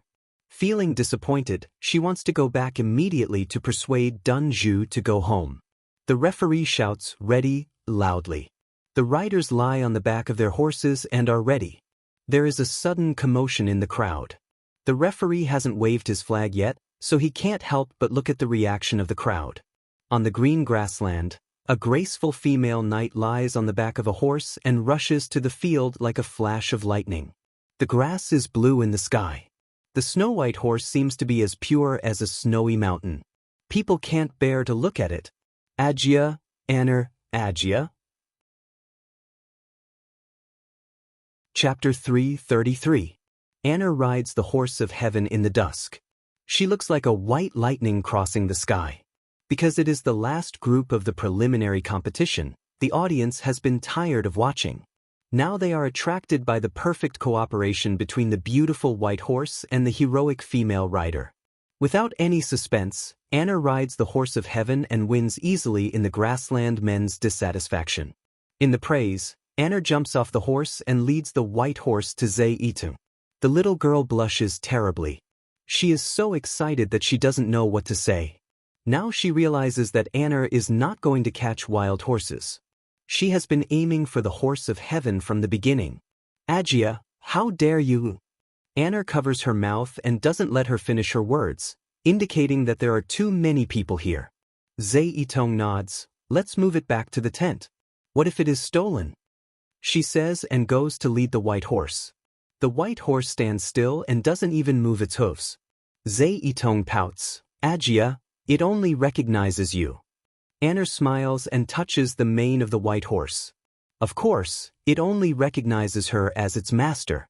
In front of people, they only see her riding a horse. No one can imagine how much she has suffered in the snow mountains in order to tame these so-called horses of heaven. Thinking of this, Anna's victory this time was not because she tamed the white horse, but because she defeated herself. They lead the white horse into the yurt. Dunju and Nana are overjoyed to see her back. You are so bold to catch wild horses. Let us see. Are you okay? Nana can't help wiping her tears. Dunju's Chinese language is not good. She is so anxious that she wants to stand up and check Anna's body. Anna avoids the important and talks about the trivial. Of course, she doesn't mention that this is a horse of heaven. White horses are not rare. Horses of heaven are magnificent. If it is not a famous saying, ordinary people can't associate it with horses of heaven. Besides, who will believe that a woman can tame a horse of heaven? This night, the yurt is very lively. Anna goes out with Zhe-Itong. Herdsmen sing and dance around the bonfire. They all recognize Anna as the owner of the white horse and invite her to dance with Zhe-Itong. Under the bonfire, everyone is smiling happily. Anna feels that she has really integrated into the atmosphere. After laughing for a while, Anna and Zhe-Itong both take a lot of roast lamb back. The four of them share it. At night, Zhe-Itong sleeps next to Anna. She quietly asks Anna about the name of the white horse. Anna thinks of the pure snow mountains. The white horse is like a cloud, floating and holy when it runs. How about White Cloud? Zhe-Itong mutters in a low voice. She seems to think that this name is too common. However, she can't think of a more appropriate name at the moment, so she has to agree. White Cloud seems to understand their conversation outside the tent. It wags its tail. Anna is not sure whether it likes this name or not. Who cared? She was the master, wasn't she? Dunju and others are all asleep. Anna touches the outside of her thigh and presses it. She feels so painful that the corner of her mouth twitches. White Cloud is so stubborn. They have been in a stalemate for 3 days, but it can still throw her into a rock. There must be a lot of bruises all over his body, but who knew when they would heal? After riding the horse here and taming White Cloud for a few days, Anna finally falls into a deep sleep. In an inconspicuous Mongolian yurt, the bonfire outside is reflected. It is brightly lit without lights. A man dressed as a herdsman gets in and tells the boss the news that Anna rides a white horse to the competition today at the last moment. Boss, the white horse is obviously very powerful. With a little training, it will not be inferior to those precious racing horses. It will definitely meet your requirements. The middle-aged boss smiles stealthily. A big golden tooth with exquisite craftsmanship is revealed on the upper side of his mouth. Not only the horse is good, but the rider is also a rare beauty. I didn't expect that there is such a woman with Jiangnan style on the grassland. The man rolls his eyes and whispers a few words in the ear of the gold-toothed boss. Both of them show a smile of understanding. The next day is the semifinals. White Cloud looks down on other opponents and runs past the finish line easily. Zhe-Itong's hands are red from clapping. Even Dunju and Nana support each other to watch the race. They get along with each other day and night. This family with a simple population structure has already regarded Anna as a family member. The three of them are very happy for her victory. White Cloud is so awesome. Zhe-Itong's eyes almost turn into stars. Only she and Anna in the family know the truth. This is a Pegasus. She carefully touches White Cloud's tail. White Cloud doesn't kick her as she imagined. It totally despises the little girl Zhe-Itong. Anna smooths its mane. White Cloud will definitely win the championship. It will get 100,000 yuan bonus. Let's not rush back. Let's arrange Nana to be hospitalized. Before winter comes, we can have the operation so that she can recover. Nana's turbid old eyes are full of tears. She grabs Anna with big rough hands and doesn't know what to say. Anna changes the topic. She is willing to do something for this kind family. Dunju is willing to take her in as an outsider with amnesia. Nana and Zaitong are very kind to her and patiently teach her how to survive on the grassland. Anna thinks that if she had a family before she lost her memory, she would also hope that someone could take care of them for her like she does for Dunju's family. Nana often says that good deeds will be rewarded. Anna firmly believes in this. The four of them are about to go back to the yurt when a herdsman suddenly jumps out of the haystack nearby. 200,000 yuan for your horse. The man is quite arrogant. He suddenly says he wants to buy a horse, which makes the four of them stunned. Seeing Anna and others, the rich herdsman is not as excited as they imagined. The rich herdsman is stunned. Anna smiles politely. We don't sell horses. The man's face changes. Anna and others go back together. It's normal for herdsmen to value White Cloud's handsome horse. If White Cloud wins the championship of the horse race tomorrow, it's possible that the rich herdsman will offer a higher price. However, Dunju and others are not greedy people. Anna brought White Cloud from the snow mountain and tamed it herself. She loves it as a treasure. How can they sell it? As long as they win the horse race, they can get 100,000 yuan bonus for Nana's operation. There's no need to sell the horse. Anna sticks her face to White Cloud and smiles like a flower. The herdsman is unwilling to give up. He disappears into the numerous yurts in the blink of an eye. The middle-aged man with golden teeth hears the reply and thinks for a while. They want to take advantage of the horse race tomorrow to raise the price. The man lowers his head. Boss, you have a sharp eye. The man with golden teeth smiles. Then you know what to do, right? The man lowers his head even more. Of course. Make sure she can't win the championship. Chapter 334. If you want to affect the performance of a horse, the track and the horse itself are the easiest to tamper with. After all, this is a carnival of grassland herdsmen. If someone tampers with the track and is found out, it will be a slap in the face of honest grassland herdsmen. Besides, if there is a danger on the track, the horse itself will be hurt. Therefore, the man who works for the gold-toothed boss chooses the latter. As long as the horse can't participate in the race as scheduled, it won't win the championship. He sneakily sprinkles some powder into White Cloud's forage and quietly sneaks back to the tent. When he is far away, Anna comes out of the yurt and stares at the brown powder in the forage thoughtfully. She sleeps very little because she is sore all over and her hearing is better than ordinary people. The sound of White Cloud shaking its tail uneasily arouses Anna's vigilance. In the night, looking out through the gap of the felt, she can only see the back of a herdsman leaving. Dunju and others have already fallen asleep, so Anna doesn't say anything. They think you are an ordinary stupid horse. You are picky about food. You don't even like bad pasture. How can you eat this inferior stuff mixed with something? White Cloud's eyes are wet, and the shadow of the moon in the sky is reflected in it. It ignores its bad master who laughs at it and takes a nap leisurely. Anna dips some powder and smells it. She smiles. It's croton powder. How old-fashioned. After she said it, she was stunned. It was really strange. Everything that was contaminated with medicine seemed to be engraved in her bones. Could it be that before she lost her memory, she was a doctor? There are no more clues. She changes all the forage, touches White Cloud's neck, and goes back to sleep. After a good night's sleep, Zaitong puts on new clothes and red coral beads. Dunju and Nana both change into nice clothes. They are going to the racetrack to cheer for Anna. Anna's eyes stay on Zaitong's coral necklace for a moment. Zaitong asks her immediately, "What's wrong? Is it not nice?" Anna shakes her head. "I just vaguely remember seeing a big red coral somewhere. When I remember it later, I will make a red coral necklace for you, okay?" Zaitong nods and is very happy. Dunju looks at Anna with pity in her eyes. Anna has lost her memory for so long. She doesn't know when she can remember her identity.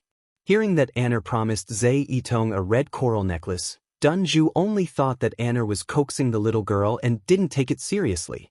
The four of them talk and laugh. Zhe Yitong holds Dunju, Anna holds White Cloud, and Su holds Nana to the field.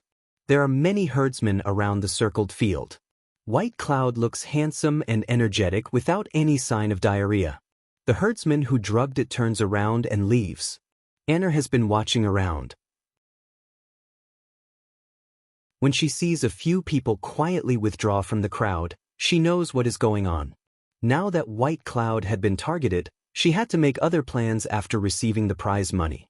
Anna turns over and gets on the horse. Her neat movement makes everyone praise her. White Cloud's mane flutters high and tangles with Anna's hair. She bends down and whispers in White Cloud's ear. Run slowly. If you run at full speed, you will bully other horses. It wasn't bullying the horse, but it was too eye-catching. White Cloud snorts. It is very dissatisfied with its owner. Its four hooves are digging the soil on the grass. The small flag falls. Anna pulls the reins and White Cloud rushes out instantly. Its limbs are slender and powerful. Although it tries to suppress itself, it still runs ahead of other horses. The gold-toothed man stands far away from the crowd. He is very satisfied with White Cloud's performance. He also appreciates the heroism of the female rider. How's the investigation going? The man flatters. Dunju's family is poor. There is no man in charge of the family. As for the female rider, she was picked up by her family. Her name is Anna. I heard that she lost her memory. She is not a threat. Lost her memory? The gold-toothed middle-aged boss doesn't say anything. The final has come to an end. Anna pulls the reins and White Cloud jumps up a grassy slope. It crosses the finish line only one body length ahead of the second horse. White Cloud, White Cloud. Anna. The white horse wins. Herdsmen gather around and throw Anna into the air together, cheering. In the cheers of the crowd, the organizer of the horse race gives Anna a prize of 100,000 yuan. There will be a celebration party in the evening, but Anna politely declines. Shall we go to the hospital now? Dunju hesitates. As soon as Anna comes back, she persuades them to entrust the cattle, sheep, and yurts to an acquaintance. The four of them go to the hospital first. Anna nods. Now we have enough money. Of course, we need to get treatment as soon as possible. Nana's eye disease has always been Dunju's concern. Anna starts from this point.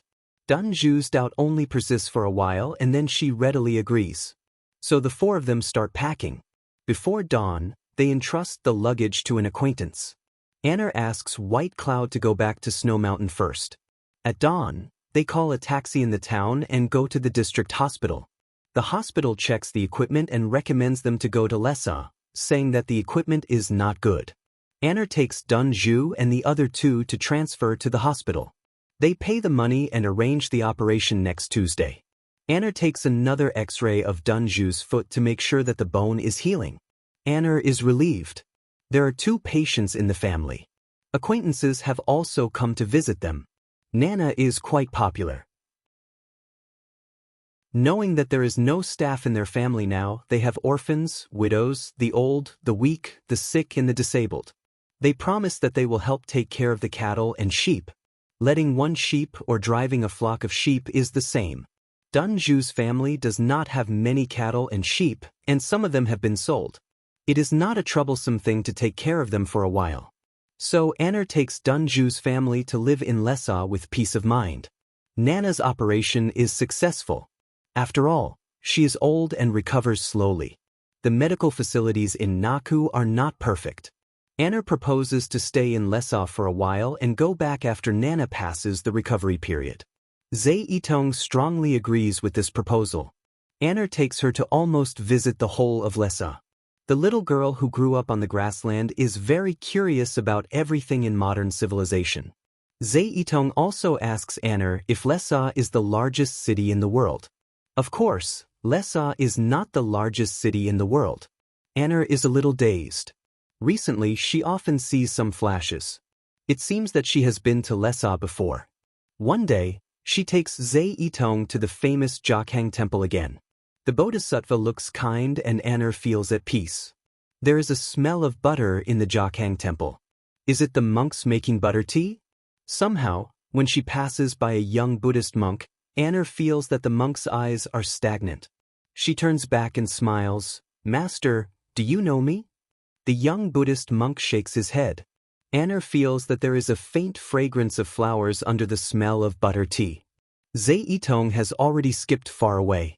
Anna smiles apologetically and catches up with her.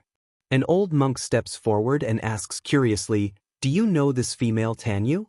The young Buddhist monk shakes his head. "I know her in the past and can foresee her in the future, but I don't know her in the present."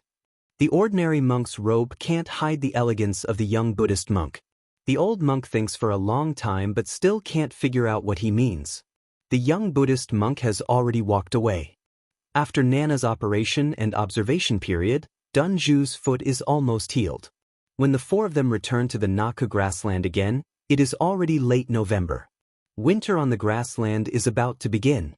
They can hardly catch up with the pasture piled up in winter. Fortunately, there are several distant neighbors to help. Anna can do 2 labors by herself.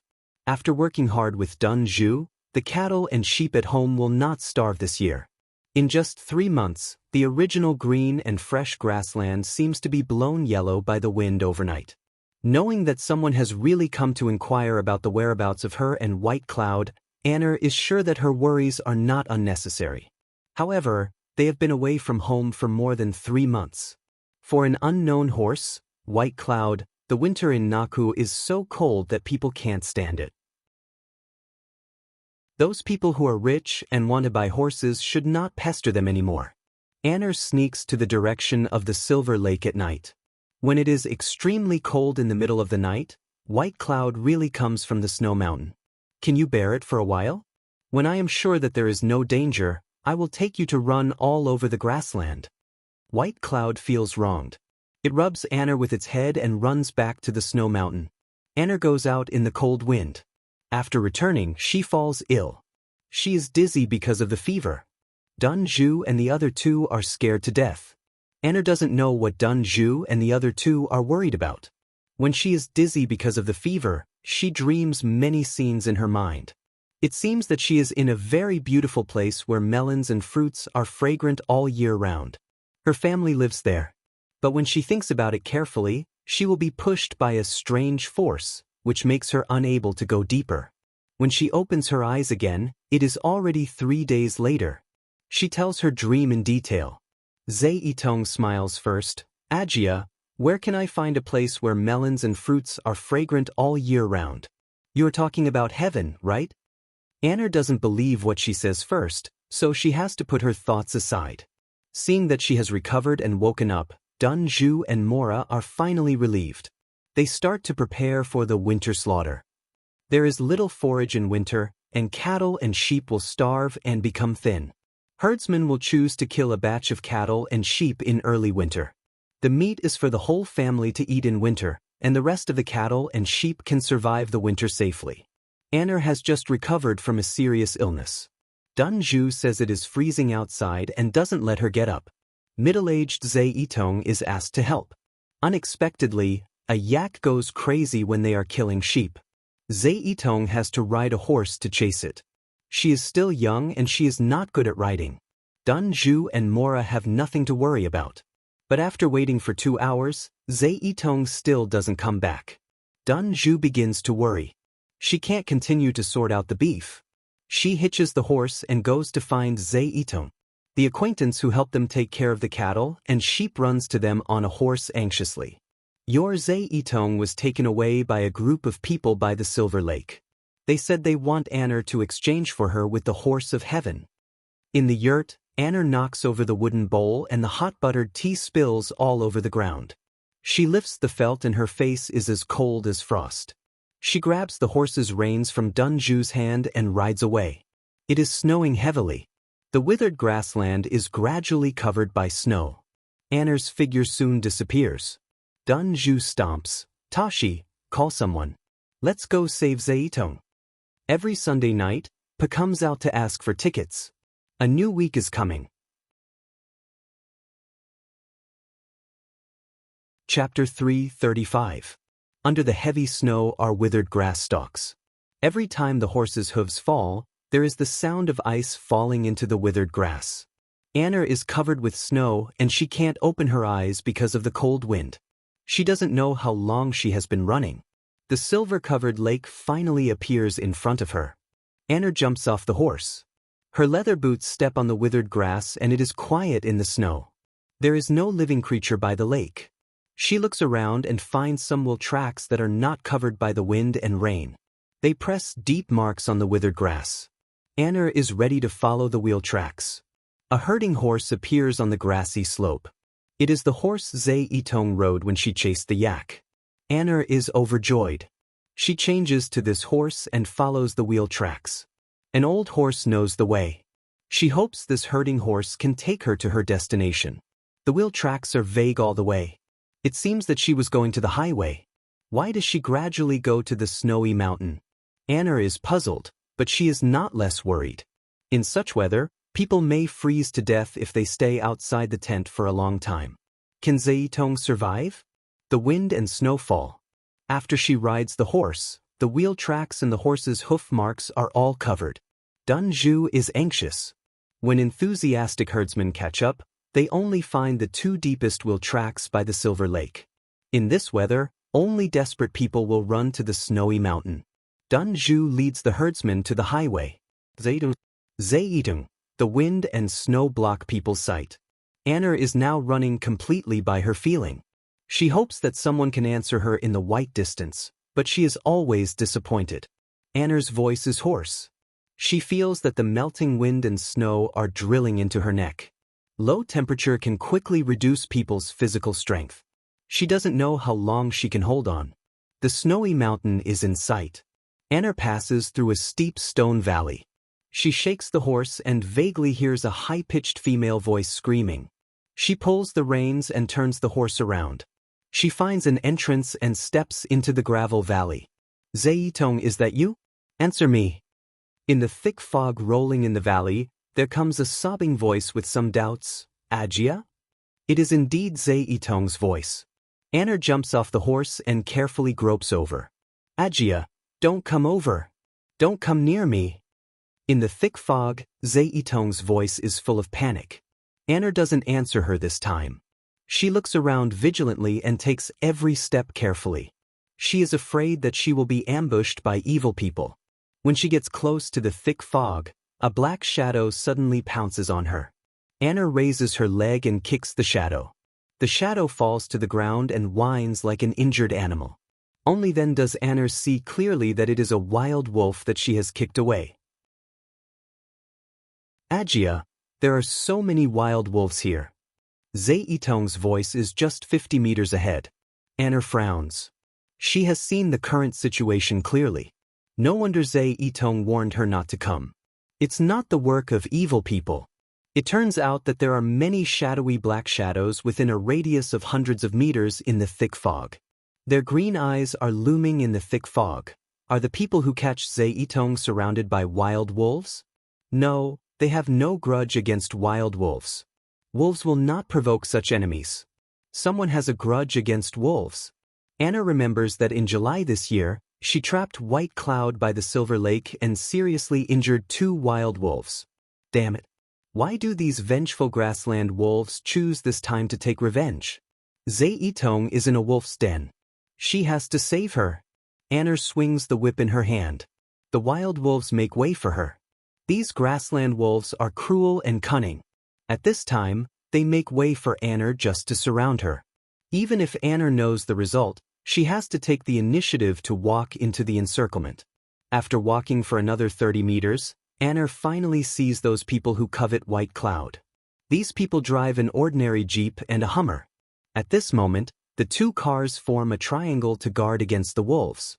Several men in Tibetan robes hold shotguns in their hands, trying to intimidate the wolves.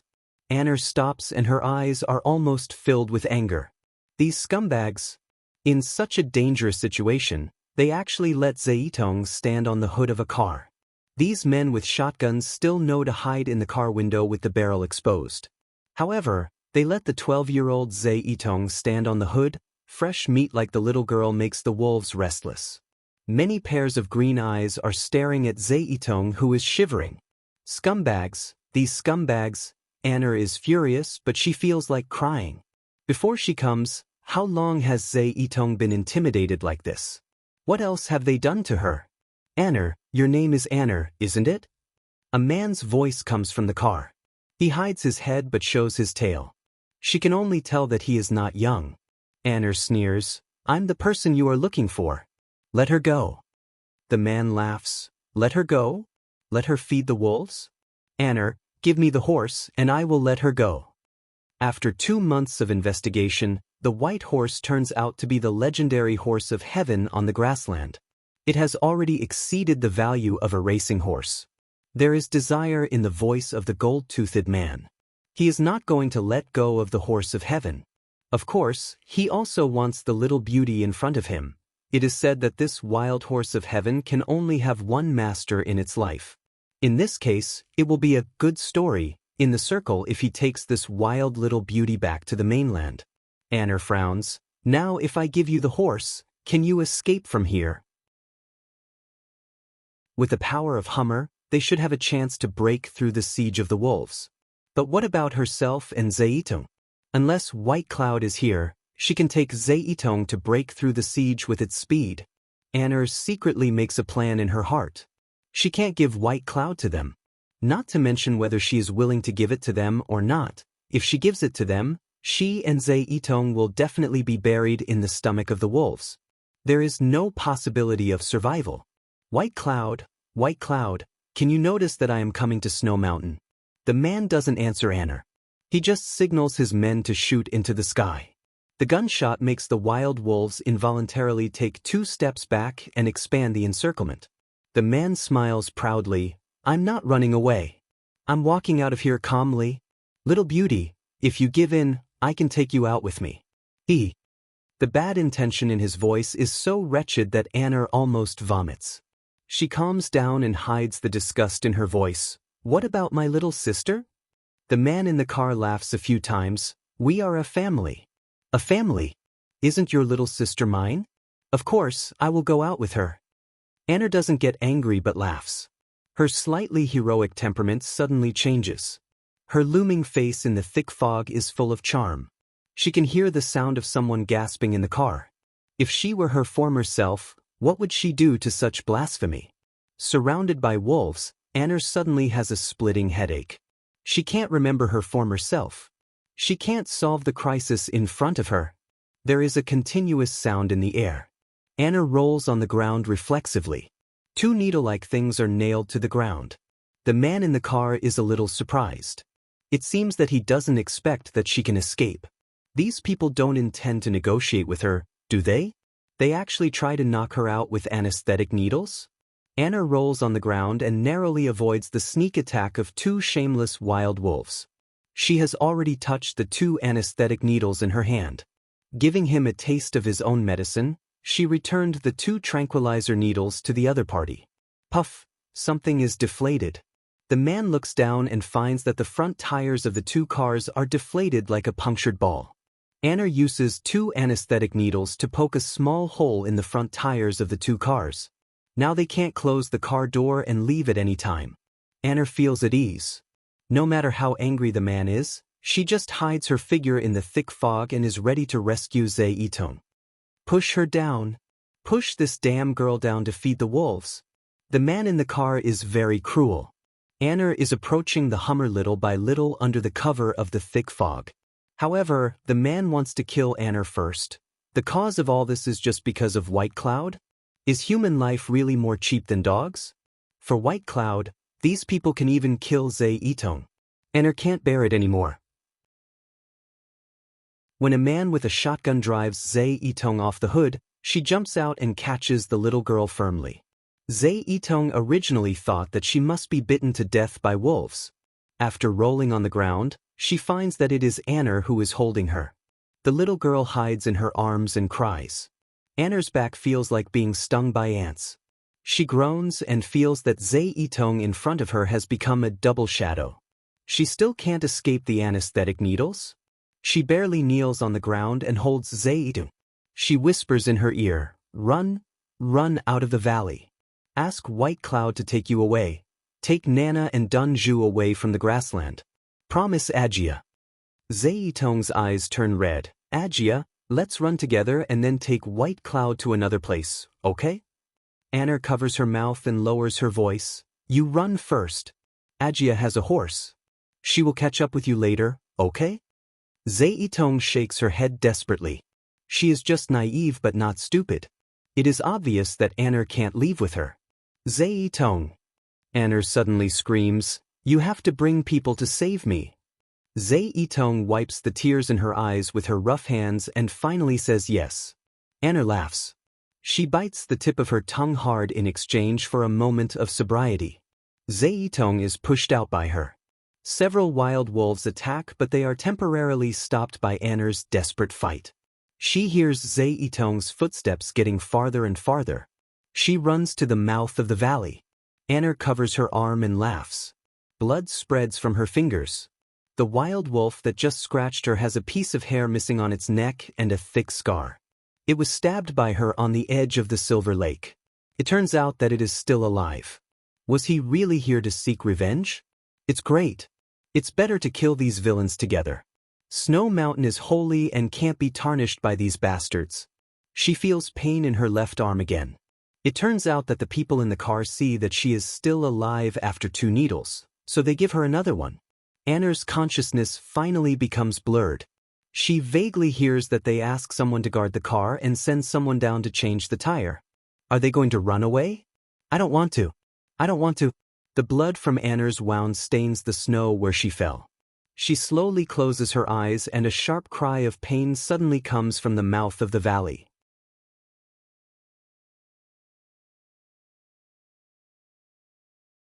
Ah, who was she? She had no sister, only a brother. No, she had a good sister. Chaotic information flashes in her mind. One moment, she sees Zaitong's smiling face with blushing cheeks. The next moment, she sees a blurry teenager with a gentle and shy temperament who calls her sister. Which one is real life? No, my name is not Anna. Her whole body is pulled into the air by an invisible force. The wall of restraint in her mind is broken. She feels like there are 10,000 ants trying to climb out, which makes her head itchy and painful. 2 kinds of lives alternate. Her body floating in the air unconsciously curls up like a shrimp because of uneasiness. A voice asks her, what do you want to do most? What do you want most? At this moment, she wants to avenge Zaitong most. The voice says again, then remember who you are and find your real self. Does the real self have the ability to avenge her? She asks the inexplicable voice. She is also asking herself. She has a long dream.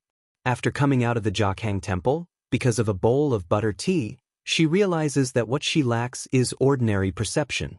She has been living without spells, wakan, magic weapon, and space for too long. She can no longer experience the emotions of ordinary people.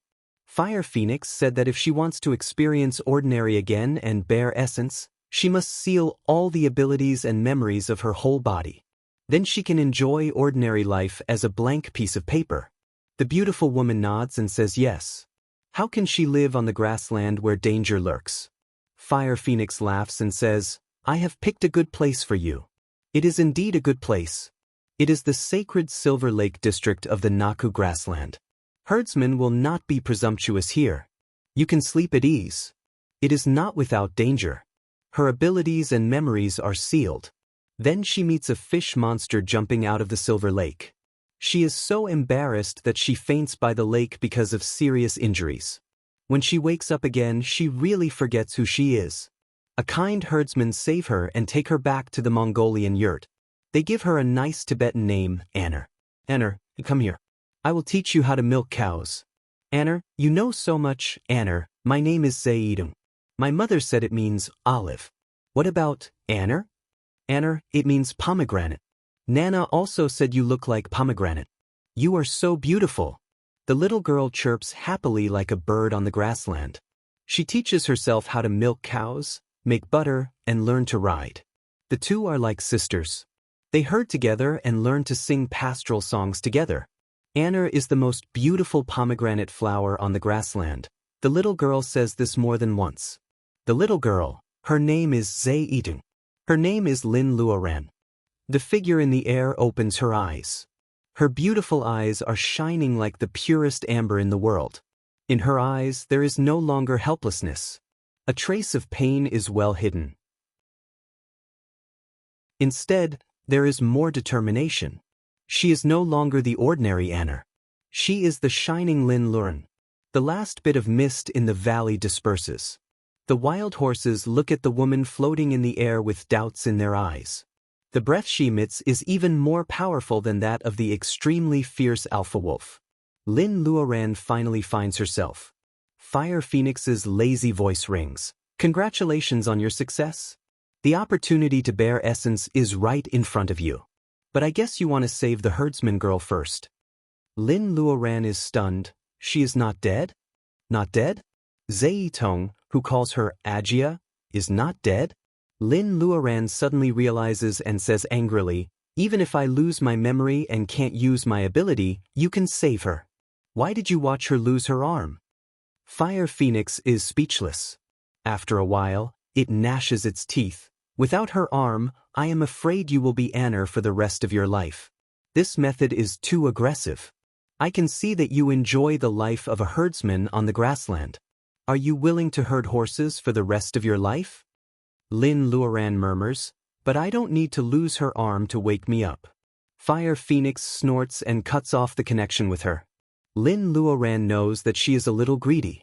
It is she who wants to make up for the lack of state of mind in the shortest time and bear essence smoothly so that she can go to Penglai to find a way to rebuild the Taoist root for her mother.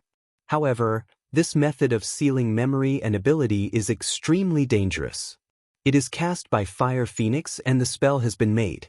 Even if Fire Phoenix breaks its promise and wants to help her recover her memory, it will violate the oath of the law and she will suffer from the backfire of the spell. However, Lin Luoran feels inexplicably sad to use Zhe Itong's arm to help her find herself in the amnesia. She gently falls to the ground. White Cloud is confused. It doesn't recognize its master who has changed a lot. She takes a circulation bolus in her palm and melts it. Her palm touches White Cloud's neck. The wound stops bleeding.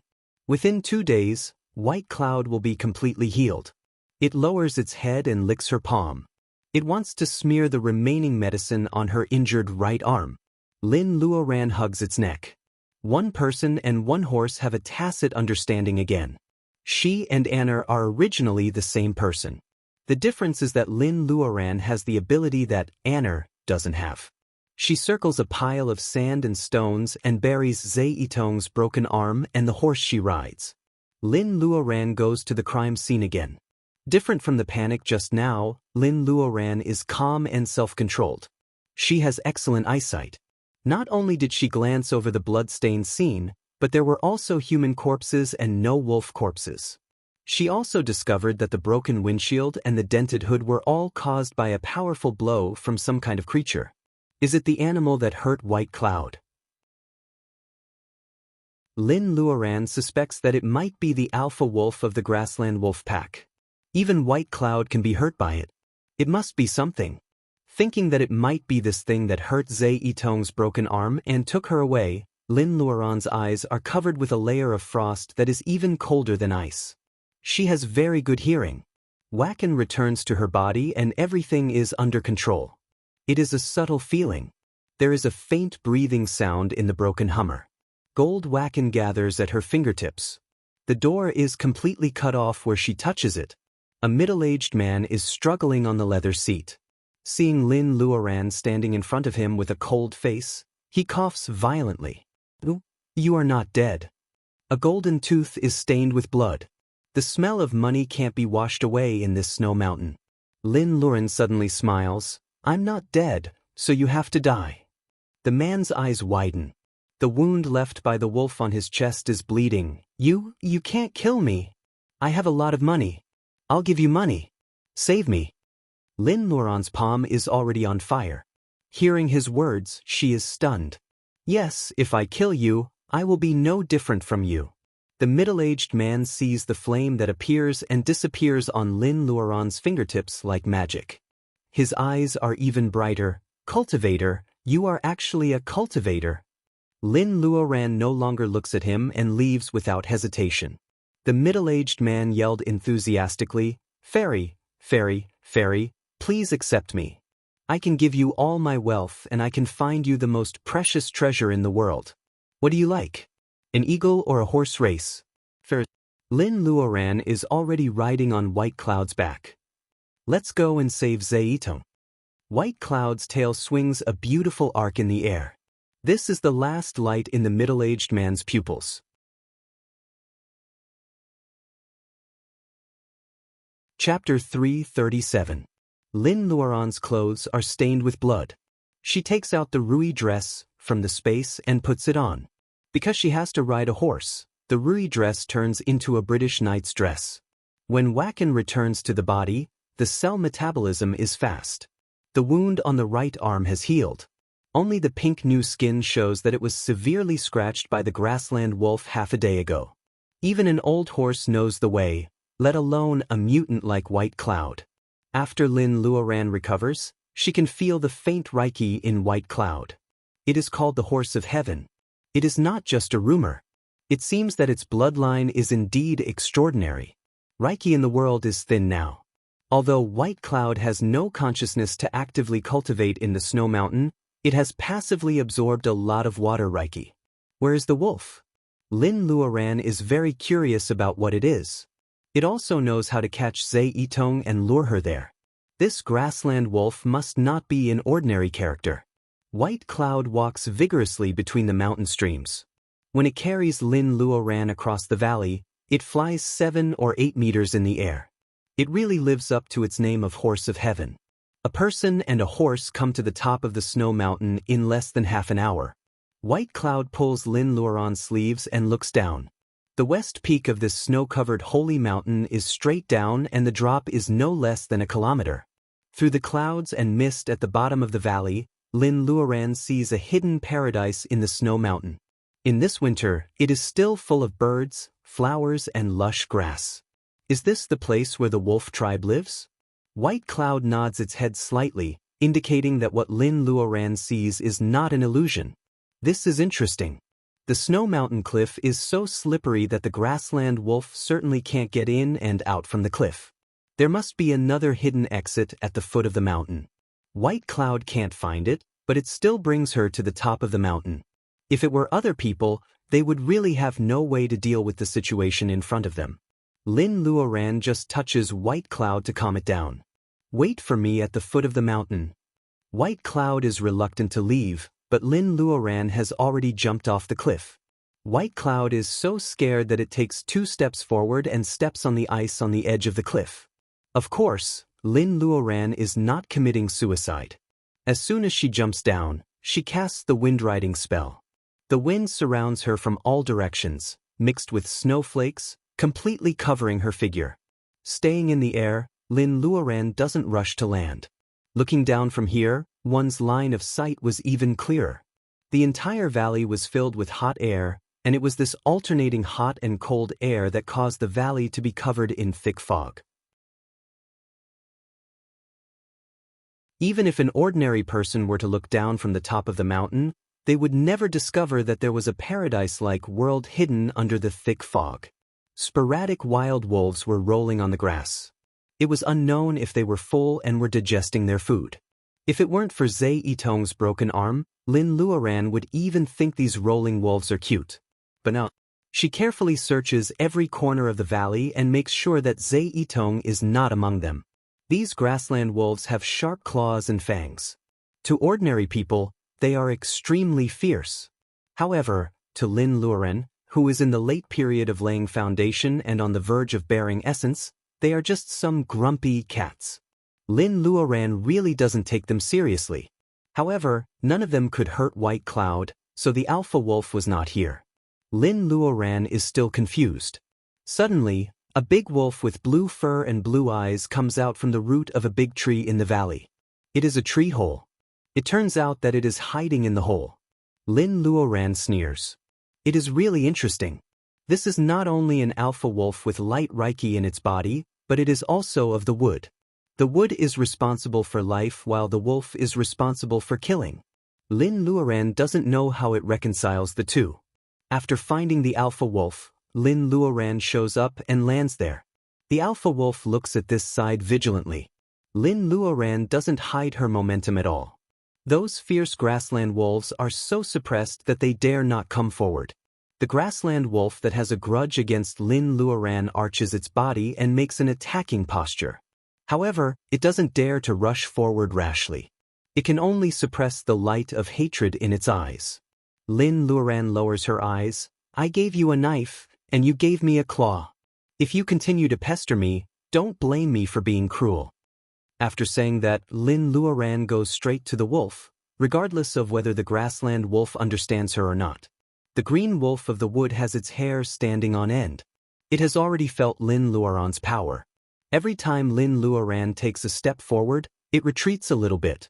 When Lin Luoran is still 10 feet away from it, it suddenly turns its head and gets into the tree hole. Lin Luoran's spiritual mind locks it tightly. She is not afraid that it will escape. However, she is somewhat surprised that there is a different world under the tree hole. Of course, she will not imitate the alpha wolf to get into the hole. Lin Luoran raises her hand and summons the bright sword.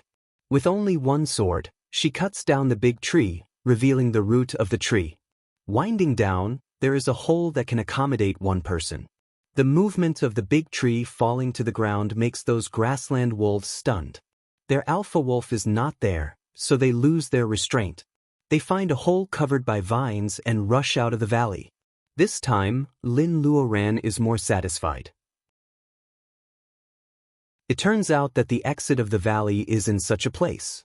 A small fireball floats on her fingertips. She stands at the hole and looks down. It is a slope, not vertical. Lin Luoran is bold because of her skill. She simply jumps down. At the beginning of the long tunnel, moss stains her clothes. As she goes downhill, the road becomes wider. When a fork appears in front of her, Lin Luoran laughs. The footprints on the ground show that the alpha is going to the right. However, Lin Luoran's spiritual mind locates that the alpha wolf is hiding at the entrance of the fork on the left. Does it want to show her the wrong way? Or does it want to attack her from behind? Lin Luoran decides to make both of its plans fail. She suddenly rushes to the place where the alpha wolf is hiding. She weaves a big net made of wacken and covers the back of the rock. The alpha wolf is caught by her in a daze. There is no expression in its eyes. Lin Luoran does not feel the joy of victory.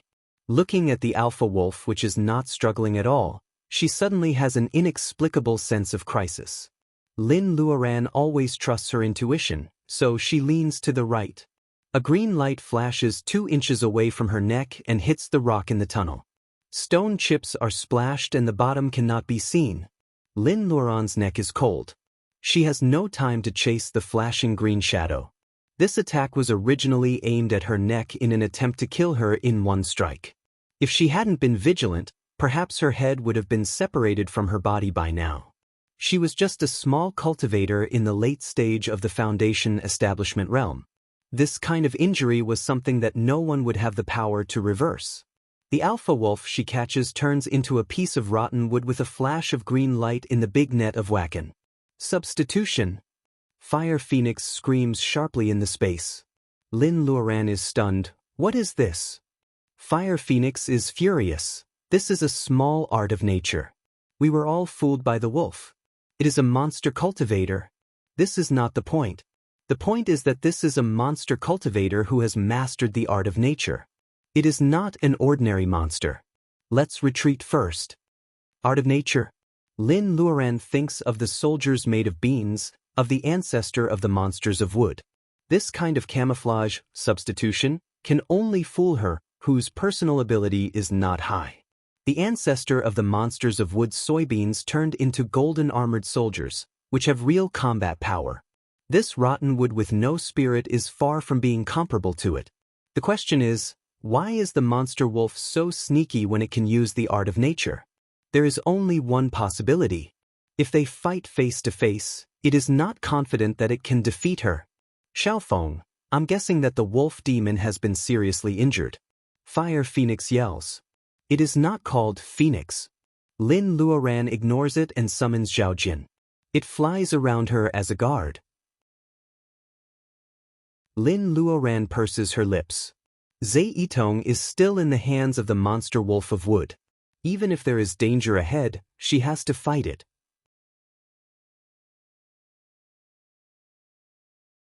Chapter 338. Lin Luoran has a wider field of vision. The flame is dancing on her fingertips, not for illumination, but because wood is afraid of fire. At the end of the tunnel, there is a faint cyan light. It seems that she is not going the wrong way. Because the monster wolf can cast spells, Lin Luoran can't take it lightly. She is very careful in every step. It turned out that this place was an underground karst cave. The distant top was connected to the snowy mountain. The snow water that seeped out from the mountain was dripping into a stone trough. A snow lotus-like thing was growing in this pool of milky white translucent mucus.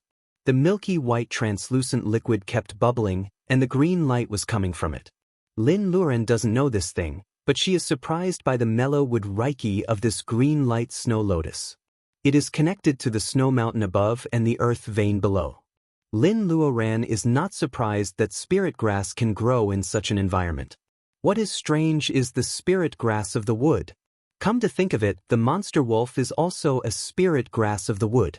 Why does it lead her here? If she is injured and happens to get a spirit grass of the wood, she will cherish it like a treasure.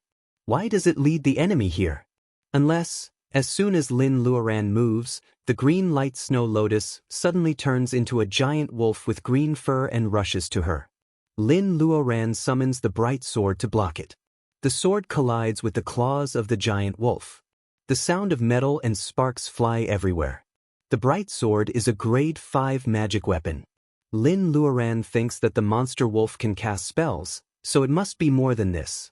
Unexpectedly, the giant wolf screams in pain and turns around to hide in the stone wall. It seems that it is seriously injured.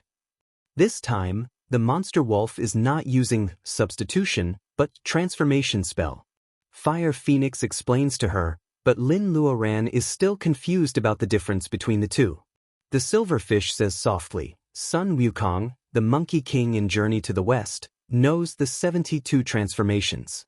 This wolf demon is using this kind of magic. Unfortunately, I don't know if it's because it's too heavily injured or not skilled enough, but even you can detect it. It's no different from an illusion. Well, the little silverfish is so knowledgeable that it has even read the Journey to the West. Transformation? Does the wolf want to trap her here? The path of retreat had disappeared, leaving only a stone wall.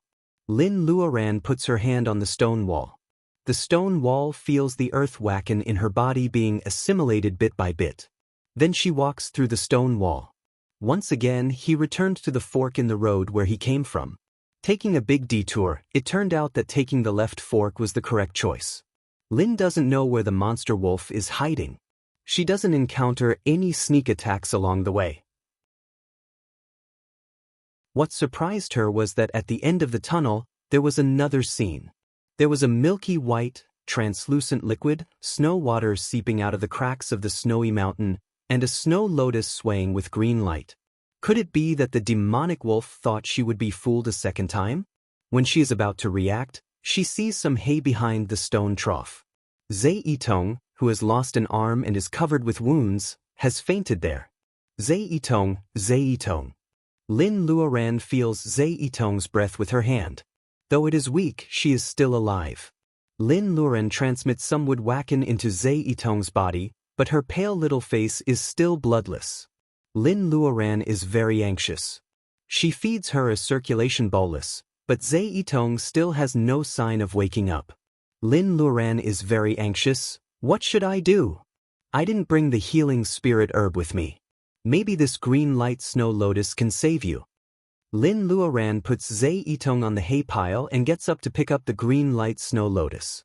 Before her fingertips touch the stem of the lotus, Zhe Yitong in a coma has already murmured, Ajia? Ajia, Zhe Yitong hurt so much. It hurt so much. Lin Luoran throws away the snow lotus and turns to hug the little girl. It doesn't hurt, it doesn't hurt. Ajia is here. She transmits wood wacken to Zhe Yitong's broken arm. Wood is the main element of vitality. Zhe Yitong's frowning eyebrows are stretched again. The little girl finally shows a tranquil smile in her sleep. Lin Luoran is also smiling. The wacken she transmits from her palm suddenly flashes red. An extremely overbearing fire wacken goes into Zhe Yitong's body. Ajia, it hurts? Zhe Yitong closes her eyes tightly and the pain is unbearable. Lin Luoran suddenly leaves her. Stop pretending. If you pretend again, I will make you more painful. Zhe Yitong cries and opens her eyes. Ajia, don't you want me anymore? It hurts so much. Zhe Yitong's misty eyes are full of water vapor. She looks pitiful, especially when Zhe Yitong suffers from the pain of losing her arm. Lin Luoran not only doesn't pity her but also hurts her body with fire wacken. Lin Luoran coldly sees Zhe Yitong's acting. She points at the green light snow lotus with her sword. Monster, if you keep pretending, I will be a good person and pick this snow lotus to cure your injury. The mist in Zhe Yitong's eyes stagnate. The seriously injured little girl actually stands up from the hay pile. How can you see through my transformation twice? Who the hell are you? Zhe Yitong, or it should be said that the monster wolf with the same appearance as Zhe Yitong, says coldly. Lin Luoran smiles. It's not that you have become bad. It's that you think everyone else is as greedy as you. It thinks that everyone else is as greedy as it and will covet the green light snow lotus at the intersection of hot lava and snow water. Therefore, it turns into a green light snow lotus for the first time to lure Lin Luoran to pick it. Unexpectedly, Lin Luoran has space. She is not as greedy as ordinary cultivators for spirit herbs, so she doesn't fall for it. It escapes into the left fork again. This time, it doesn't use the same trick to turn into a green light snow lotus. Instead, it turns into Zhe Yitong. Although it is the pain of losing an arm, the pure wood reiki is so precious for a mortal girl. This monster wolf is so greedy that it infuses a lot of wood wacken into it and still doesn't want to wake up.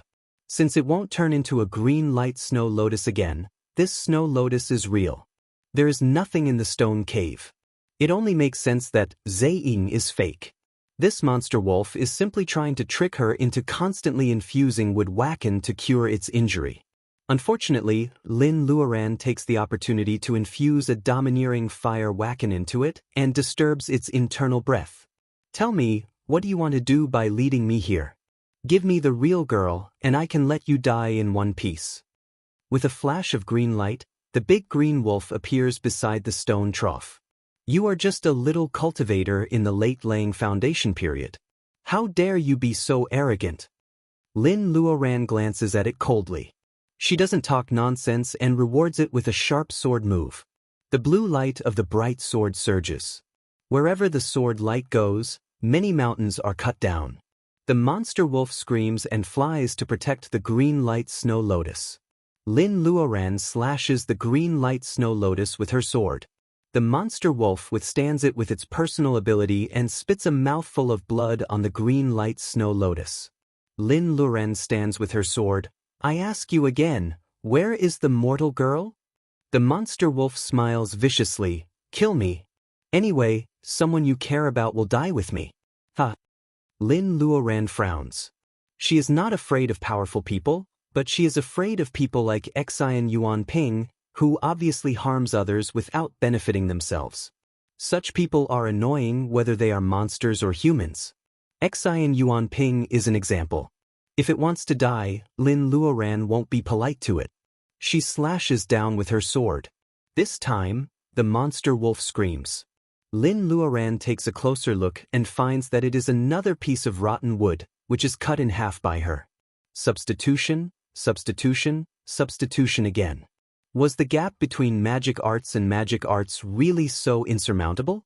The way Lin Luoran came from turns into a stone wall again. The demonic wolf's rampant laughter resounded outside the wall. This time, you can't escape by simply using the earth escape technique. Little female cultivator of the human clan, stay inside. Don't worry, you will soon fuse with my spirit grass. After eating it, I can restore my cultivation. In the end, in this vast world, where can't I go? The mountain becomes as hard as pig iron. Earthwacken can't melt it. Even the bright sword can only leave a shallow white mark on it. Lin Luoran smiles bitterly. It turns out that the monster wolf is here to make her a medicine fertilizer. The auspicious halo above her head is so big that it can always attract these strange people. For example, Xen Yuanping, the monster vine Yang Lisha, and the monster wolf that shouldn't exist. Did you kill the little girl? The monster wolf is stunned. It doesn't expect that Lin Luoran still has time to ask this question at this time. It changes its mind and says, if you are willing to be a fertilizer, I can let the little girl go. Lin Luoran ignores it and turns into the space. Which one of you knows the wolf demon who's swaggering around outside? The fire phoenix says with a sullen face, such a lowly monster doesn't even deserve to carry my shoes.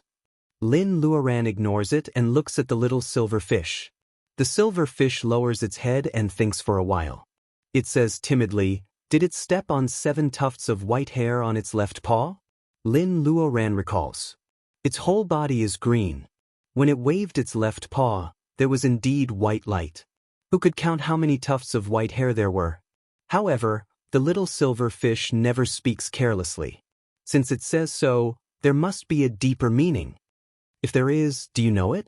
The little silver fish nods. The young chieftain of the monster wolf race has 7 tufts of white hair on his left paw. Back then, the chieftain of the monster wolf race went around saying that his son was born by stepping on 7 stars and was the monster of destiny. But it should have left the earth. It's so strange. Of course it's strange. These damn second generations of officials don't enjoy their blessings. They just like to make people suffer. The little silver fish has a good memory today. Seeing that Lin Luoran is going out, it pulls her sleeve. If you are the young chieftain of the monster wolf race, you'd better not go out. The Reiki circle outside will probably turn you into Reiki to water the flowers. The fire phoenix snorts. In that case, why don't you turn it first?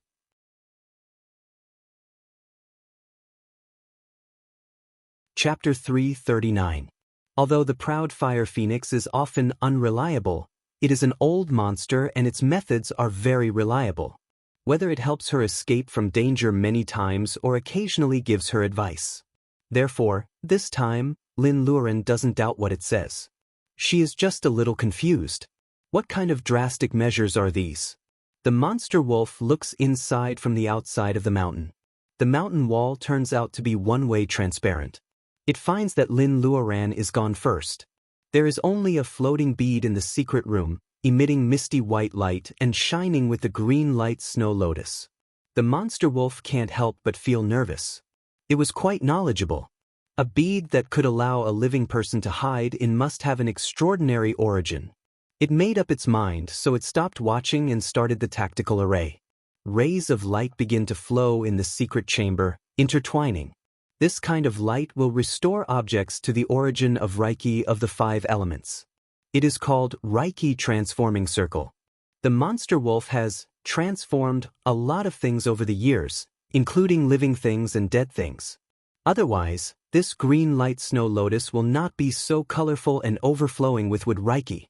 Only the green light lotus can save it. The monster wolf's eyes are shining with inexplicable light. It has to survive so that it can use the transmission circle again to take revenge.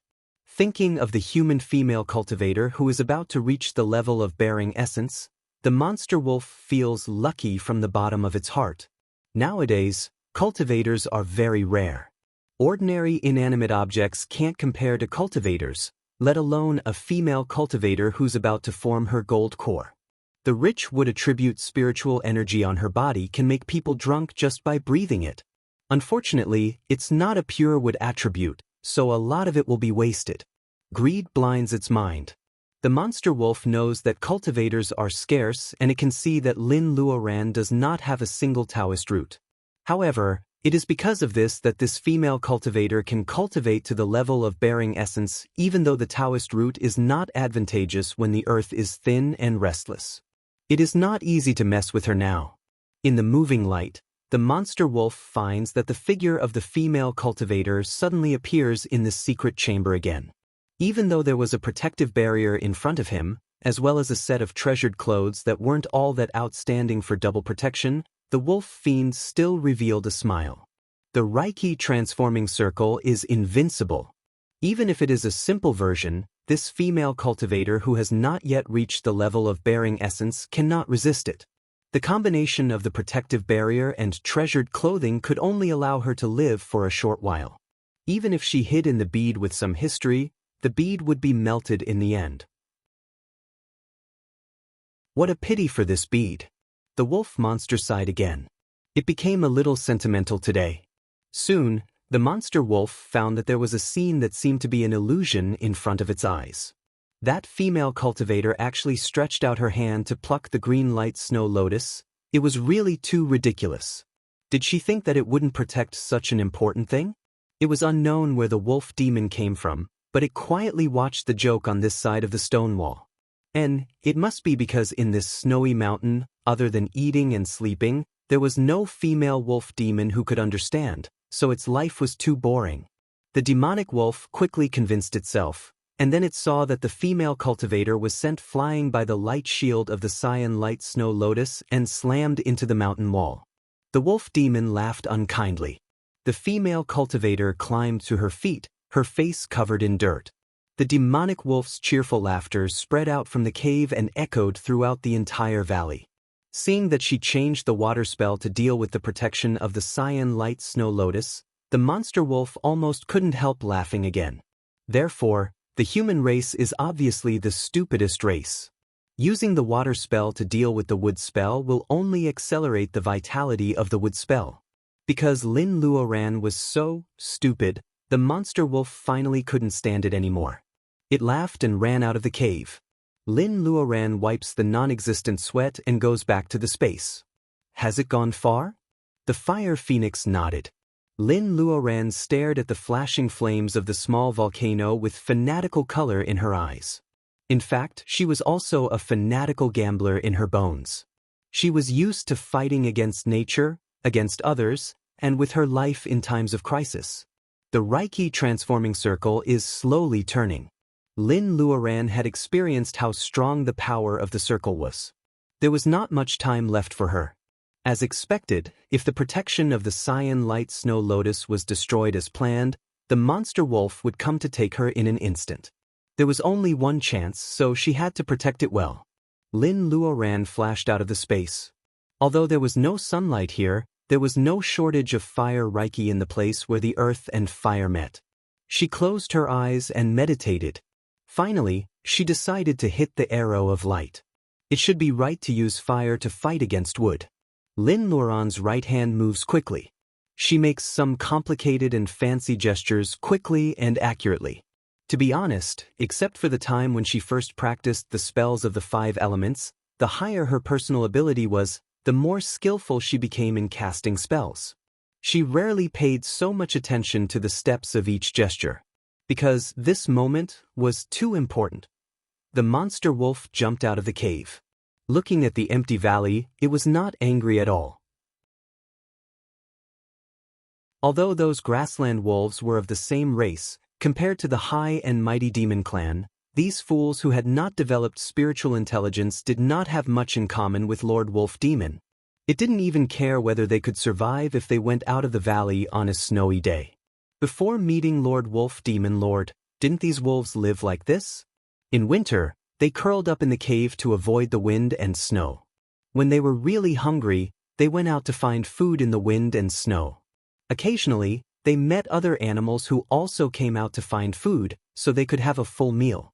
The monster wolf was angry that after so many years of control, these grassland wolves still acted according to their instincts and didn't listen to commands at all. It scratched a vine on the mountain wall with its claws, and a cave was exposed. Although there were snow-capped mountains above their heads, it was as warm as spring here because of the geothermal heat. There was even an oil lamp made of animal fat burning inside. There was a 2-meter-wide pool in the cave, steaming. This was a natural hot spring with a temperature of about 40 degrees Celsius. It was extremely comfortable. The cave was covered with soft hay, clean and bright. Usually, only the monster wolf could enjoy the hot spring. However, at this time, a little human girl of 12 or 13 years old was soaked in the pool. The monster wolf scratched her head with its claws, and the little girl woke up.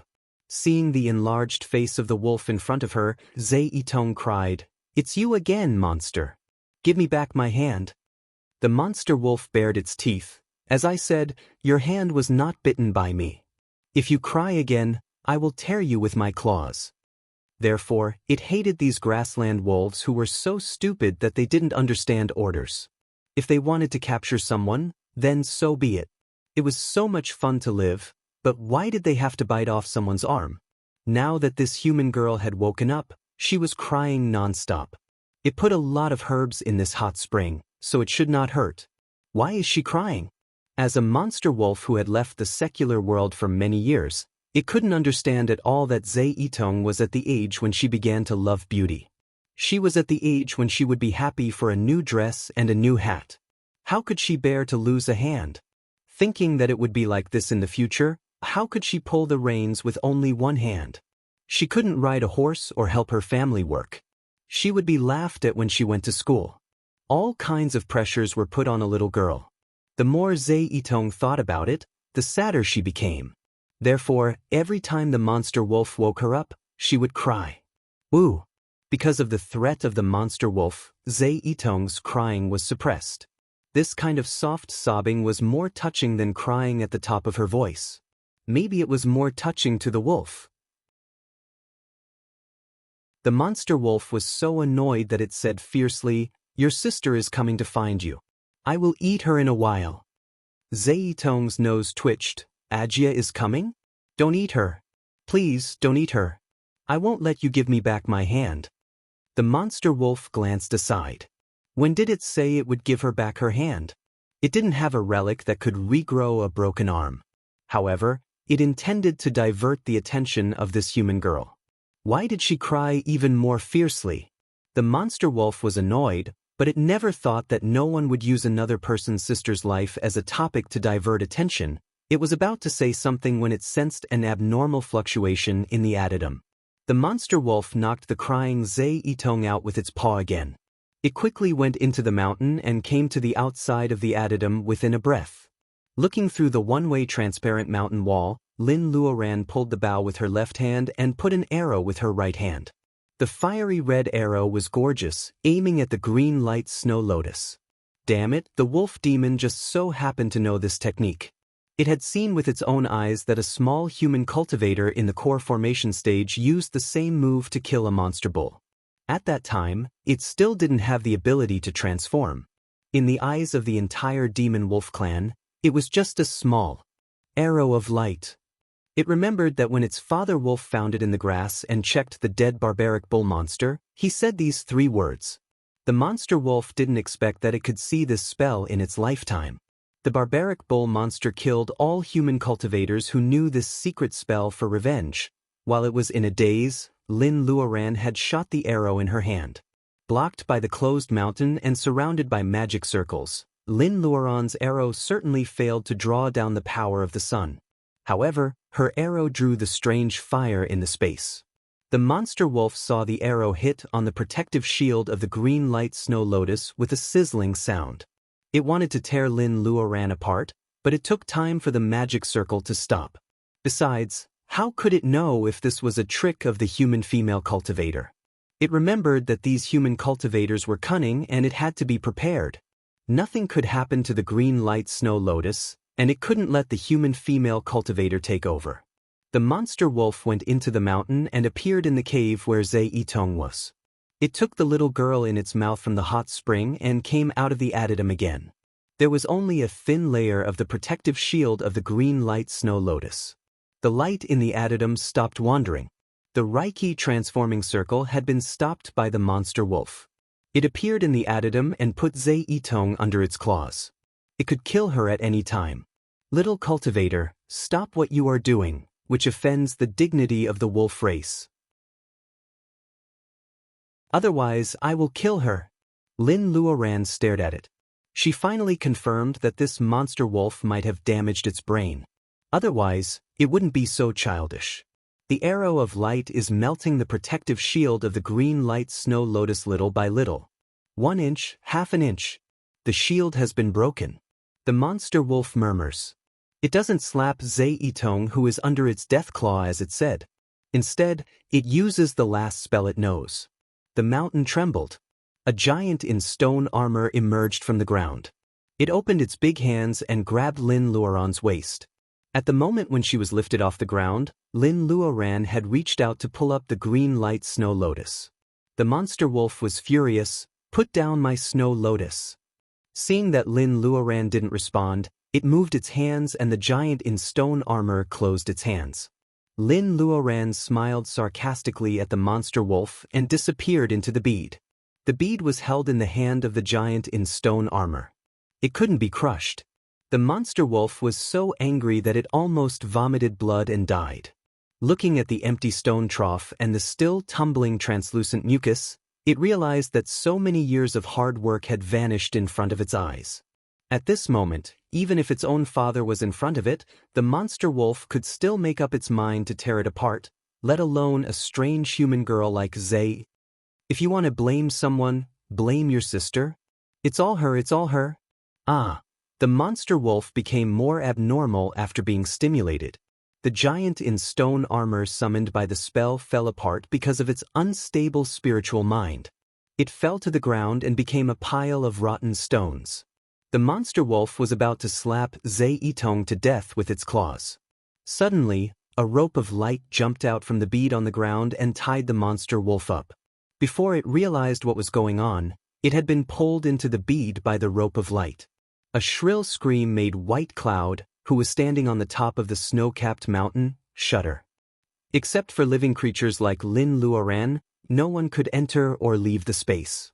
In fact, this was not entirely correct. There was another possibility. Like the monster wolf, its bones and blood were melted by the power of the law of space and its soul and flesh were separated. Hearing the shrill scream, Lin Luoran couldn't help but frown. She grabbed the fire phoenix which was covering its ears and was about to leave. You just said that the monster wolf would die immediately after picking the snow lotus with green light and planting it. You didn't say that it would die like this. The fire phoenix lied to itself. How did I know that it would scream so miserably? It sounded cruel. Both the fire phoenix and the silverfish were put into the bead space after they died and became half soul and half spirit. However, this living monster was put into the bead space. Isn't it too miserable? As long as the green light snow lotus was planted, the monster wolf would die immediately. Lin Luoran looked at the monster wolf, in the space, which was screaming and turning from a shadow to a real one. She felt that she had grasped the key point. The fire phoenix was an aborigine and the silver fish came later. How did the silver fish get into the space? Lin Luoran remembered that she first picked the ice grass, guarded by the silverfish. Because of her perception of water, she was muddle-headed in the space at that time. When she woke up, the silverfish should be in the space, but she didn't notice it at that time. Was the silverfish also sucked into the space like this? Lin Luoran suddenly felt nauseous. Stripping people's soul and flesh like this was 100 times worse than killing them directly. It was not her way of doing things. The fire phoenix knew what Lin Luoran was thinking as soon as it saw Lin Luoran's angry face. Things were different now. After a while, she would gather 3 of the 5 elements and she could already know something about the space. The fire phoenix might as well do her a favor first. Thinking of this, the fire phoenix raised its voice. Little girl, do you think this bead is some evil thing that can frighten people's souls? Lin Luoran nodded. Frightening people's souls was not necessarily the case. Stripping people's soul and flesh like this was the real horror. The fire phoenix dragged its long tail and circled around the swing twice. The world is divided into 5 elements, and one of them is indispensable. The space is the same. Think about the plants planted next to the spring, and then think about me and the silverfish, and you will understand. Aren't there red flame fruit and ice grass planted next to the spring? Oh, there is also a newly planted green light snow lotus. No, the fire phoenix said it was called green light flower. Fire, water, and wood are exactly the same as the properties of the fire phoenix, the silverfish, and the screaming monster wolf? Lin Luoran was so fascinated that she didn't care whether this method was cruel or not. No.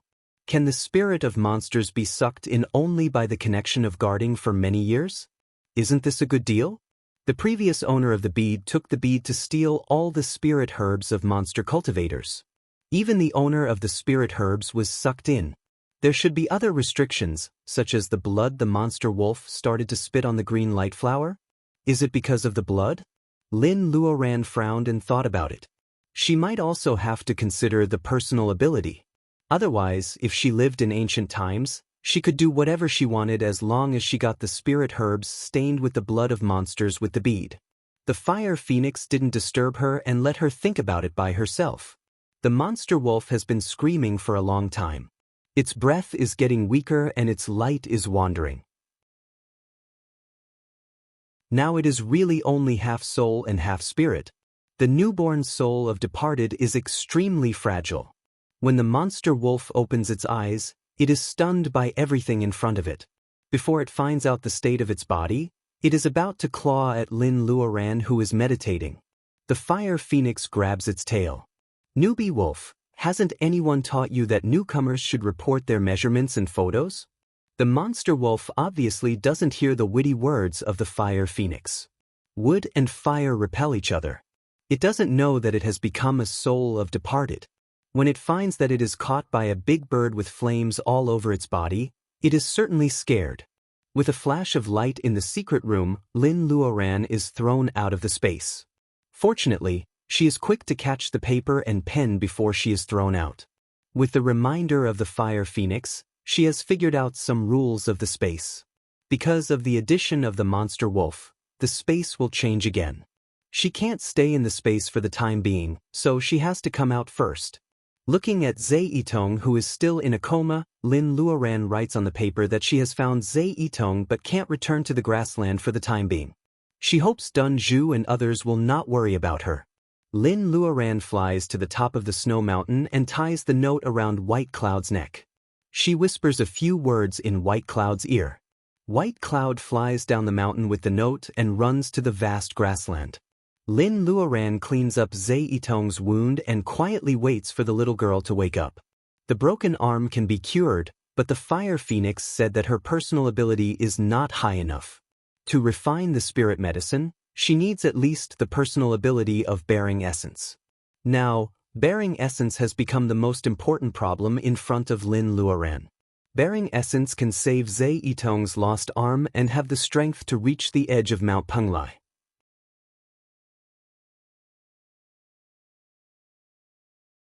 Chapter 340. The valley is like spring all year round. Under the double tests of earth, fire, and ice and snow, the wood finds the opportunity to survive in the cracks. Otherwise, there will not be such a spiritual thing as green light flower. And it is so close to the grassland. Out of the valley is the vast snow mountain. At the foot of the mountain is the Naku grassland, which is in hibernation. Zhe Yitong's current appearance is really not suitable to meet outsiders. Without an arm, if she encounters incomprehensible ridicule or even a slightly strange look, it will be enough to affect the little girl's future growth. Therefore, Lin Luoran plans to bear essence in this misty valley for half a year. After Zhe Yitong's arm is cured, she will take her home. Ajia, are we going to live here for a long time? Zhe Yitong follows Lin Luoran, watching her busy going in and out of the cave with a bunch of delicious grapes in her hand. After being woken up by Lin Luoran and Lin Luoran promises to return her arm, the little girl's endurance is still very strong. Besides, Zhe Yitong has seen a talking wolf with her own eyes. She has seen Lin Luoran can take out different delicious things out of thin air every day like magic. The little girl also has a lot of confidence about Lin Luoran regrowing her arm. Lin Luoran flattens the exit of the cave and makes it bigger. This natural cave with a hot spring pool will be Zhe Yitong's bedroom in the next 6 months. She is a human girl who walks upright. Compared with the wood wolf, which can go through walls, the exit of the cave is too small. You're wrong. Most of the time, you will live here alone. Zhe Yitong, do you have the courage? Lin Luoran weaves soft grass into a straw mat. It is cool and soft to step on it barefoot. She also hunts 2 wolf skins. Zhe Yitong will occasionally go out of the valley to play, and she will not be afraid of the cold. Zhe Yitong raises her little face high. Of course I am not afraid. I am the daughter of the grassland. Lin Luoran smiles and encourages her. Zhe Yitong suddenly changes the topic. She is a little depressed. But if Ajia is not here, I will be alone in the valley. It will be very boring. Thinking of this, the delicious grapes become tasteless. Lin Luoran smiles and takes her to the cave where green like peanut is. Who says I am not in the valley? Ajia is only separated from you by a mountain wall. We can't meet often just to find a way to cure your arm. Do you understand? Also, when you're bored, you can ride White Cloud to play near the snowy mountains. White Cloud was in the valley. Not only White Cloud, but all the wild horses were there. The valley had a radius of nearly 10 miles, and it was not a problem for it to accommodate hundreds of wild horses. There was also plenty of grass and leaves in the winter, and the wild horses had already regarded this valley as their paradise. Of course, the grassland wolf doesn't dare to come back. Lin Luoran's deterrence shrouds the valley as long as she is here. She is not a bloodthirsty person. Herbivores such as wild horses and hares can't sense her hostility at all. Only the cunning and fierce carnivores like the grassland wolf are afraid of the valley. Of course, Lin Luoran can't do closed-door meditation with this alone. She spends a day making a jade plate for Zhe Yitong. It is a defensive magic circle learned from the crazy Taoist. Although it is not as good as the one made for Jiang Mingyue by the crazy Taoist, in the snowy mountains, the powerful attacks that Zhe Yitong can encounter should not be able to break the defense of the jade plate and hurt her. Lin Luoran hangs the jade plate around Zhe Yitong's neck and builds an ice storage pond in the cave. She uses the water spell to strengthen it. As long as she strengthens it every month, the ice inside will not melt and the stored fresh fruits, vegetables, and meat will not go bad. This is to prevent Lin Luoran from forgetting the passage of time when she is in closed-door meditation. This way, Zhe Yitong will not starve to death. Of course, Lin Luoran also piled up a lot of rice and flour in her space. These staple foods don't need to be stored in the cellar. As long as they are not damp, they can be kept for a long time. Another thing is that Zhe Yitong is not a cultivator. She can't enjoy the convenience of releasing fireball spell. That means she has to prepare firewood in addition to food. There are also a lot of wild yaks in the valley. The problem of dried cow dung is solved. If Zhe Yitong does it herself, firewood will not be a problem. Having said that, Lin Luoran still makes a place for piling up some hay. Her way of collecting firewood is direct and violent. With a roll of wind, the dead branches and hay on the ground run over obediently. Zhe Yitong sees the scene. The little girl is curious and wants to know. Lin Luoran knows that Zhe Yitong wants to learn, but Zhe Yitong has no Taoist root like her mother. Ajia, I can take care of myself. Don't worry. Zhe Yitong has been soaking in the hot spring and eating various fruits and vegetables produced in her space all day long. There is no wind and sand in the valley. The valley is locked in thick fog and there is no strong sunlight. Zhe Yitong's cheeks have gradually become white in this half a month, which makes her eyes look more lively. She is making a promise to Lin Luoran at this moment. Because today, Lin Luoran will officially do closed-door meditation to bear essence. Lin Luoran thinks for a while and tells Zhe Yitong that she can ask White Cloud to bring news to Dunju regularly so that she and Nana will not be so worried. Zhe Yitong's eyes are shining when she hears this. Can I go back to see them? Lin Luoran thinks about it seriously and then asks her, are you willing to leave your current life and move to a place where no one knows you and stop grazing? Zhe Yitong shakes her head. She grew up on the grassland. Even if she is willing, Dunju and Nana will not. That's it. Think about it. Now that you go back, everyone will find that you have lost an arm and it will grow back after a while. You, Dunju, and Nana will not be able to live a peaceful life now. Zhe Yitong seems to understand a little, but she no longer insists on going back to see Dunju. Lin Luoran breathes a sigh of relief. She can finally start her closed-door meditation without worry. Lin Luoran has no time to deal with the wood wolf who is forced into her space. It is said that it is still being trained by Fire Phoenix. What worries Lin Luoran is that the Wacken in her body is getting thicker and thicker, but there is no sign of bearing essence. Without the experience of predecessors, it is really difficult. In fact, what worries her more is that there are 3 rotating nebulas in her pubic region. Is bearing essence also 3 golden elixirs?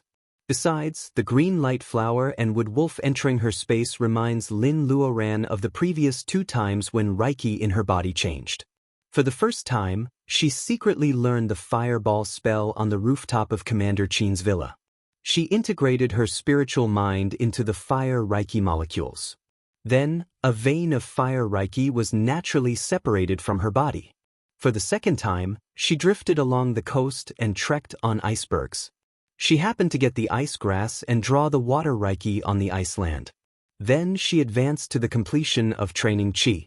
Moreover, the chaos Reiki in her body was separated from the water Reiki. For the first time, she could feel the fire Reiki smoothly because the flame fruit had been planted and the fire phoenix had existed. The second time, the water Reiki was separated because of the ice grass and silver fish. The third time, the green light flower and the wood wolf. Has the chaos Reiki in her body been complementary to the space? Yes, it must be so. This explains why the sacred pearl space can directly transmit Reiki to her, and the improvement of her personal ability will bring about the expansion of the area of the space. It turns out that she and the mysterious space handed down by her ancestors have become an inseparable whole when the blood is integrated. She still thinks that she is just a manager, but she doesn't know that on the path of personal ability enhancement, the relationship between her and the space has been inseparable. Lin Luoran doesn't know whether the space will have any problems without her. However, if the space is separated from her, Lin Luoran has an intuition that she will lose more than a cheating device. Will she get nothing or be obliterated directly? Judging from the fact that she can't enter the cabin now, the authority of the space is obviously higher than hers. When will this damn inequality be reversed? Lin Luoran's thoughts drift far away. If she wants to bear essence, she may have to divide the wood Reiki first. The 3 nebulas in her pubic region are rotating quietly. Lin Luoran doesn't restrict her spiritual mind, letting it drift. You're tuning in to the Passion Pages YouTube channel. We're so grateful for your support, and don't forget to subscribe to join us on this incredible journey through captivating stories. Your generosity through donations truly makes a world of difference, as it's the primary source of revenue that allows me to expand and enhance this channel for you. Thank you from the bottom of my heart for being a part of this adventure.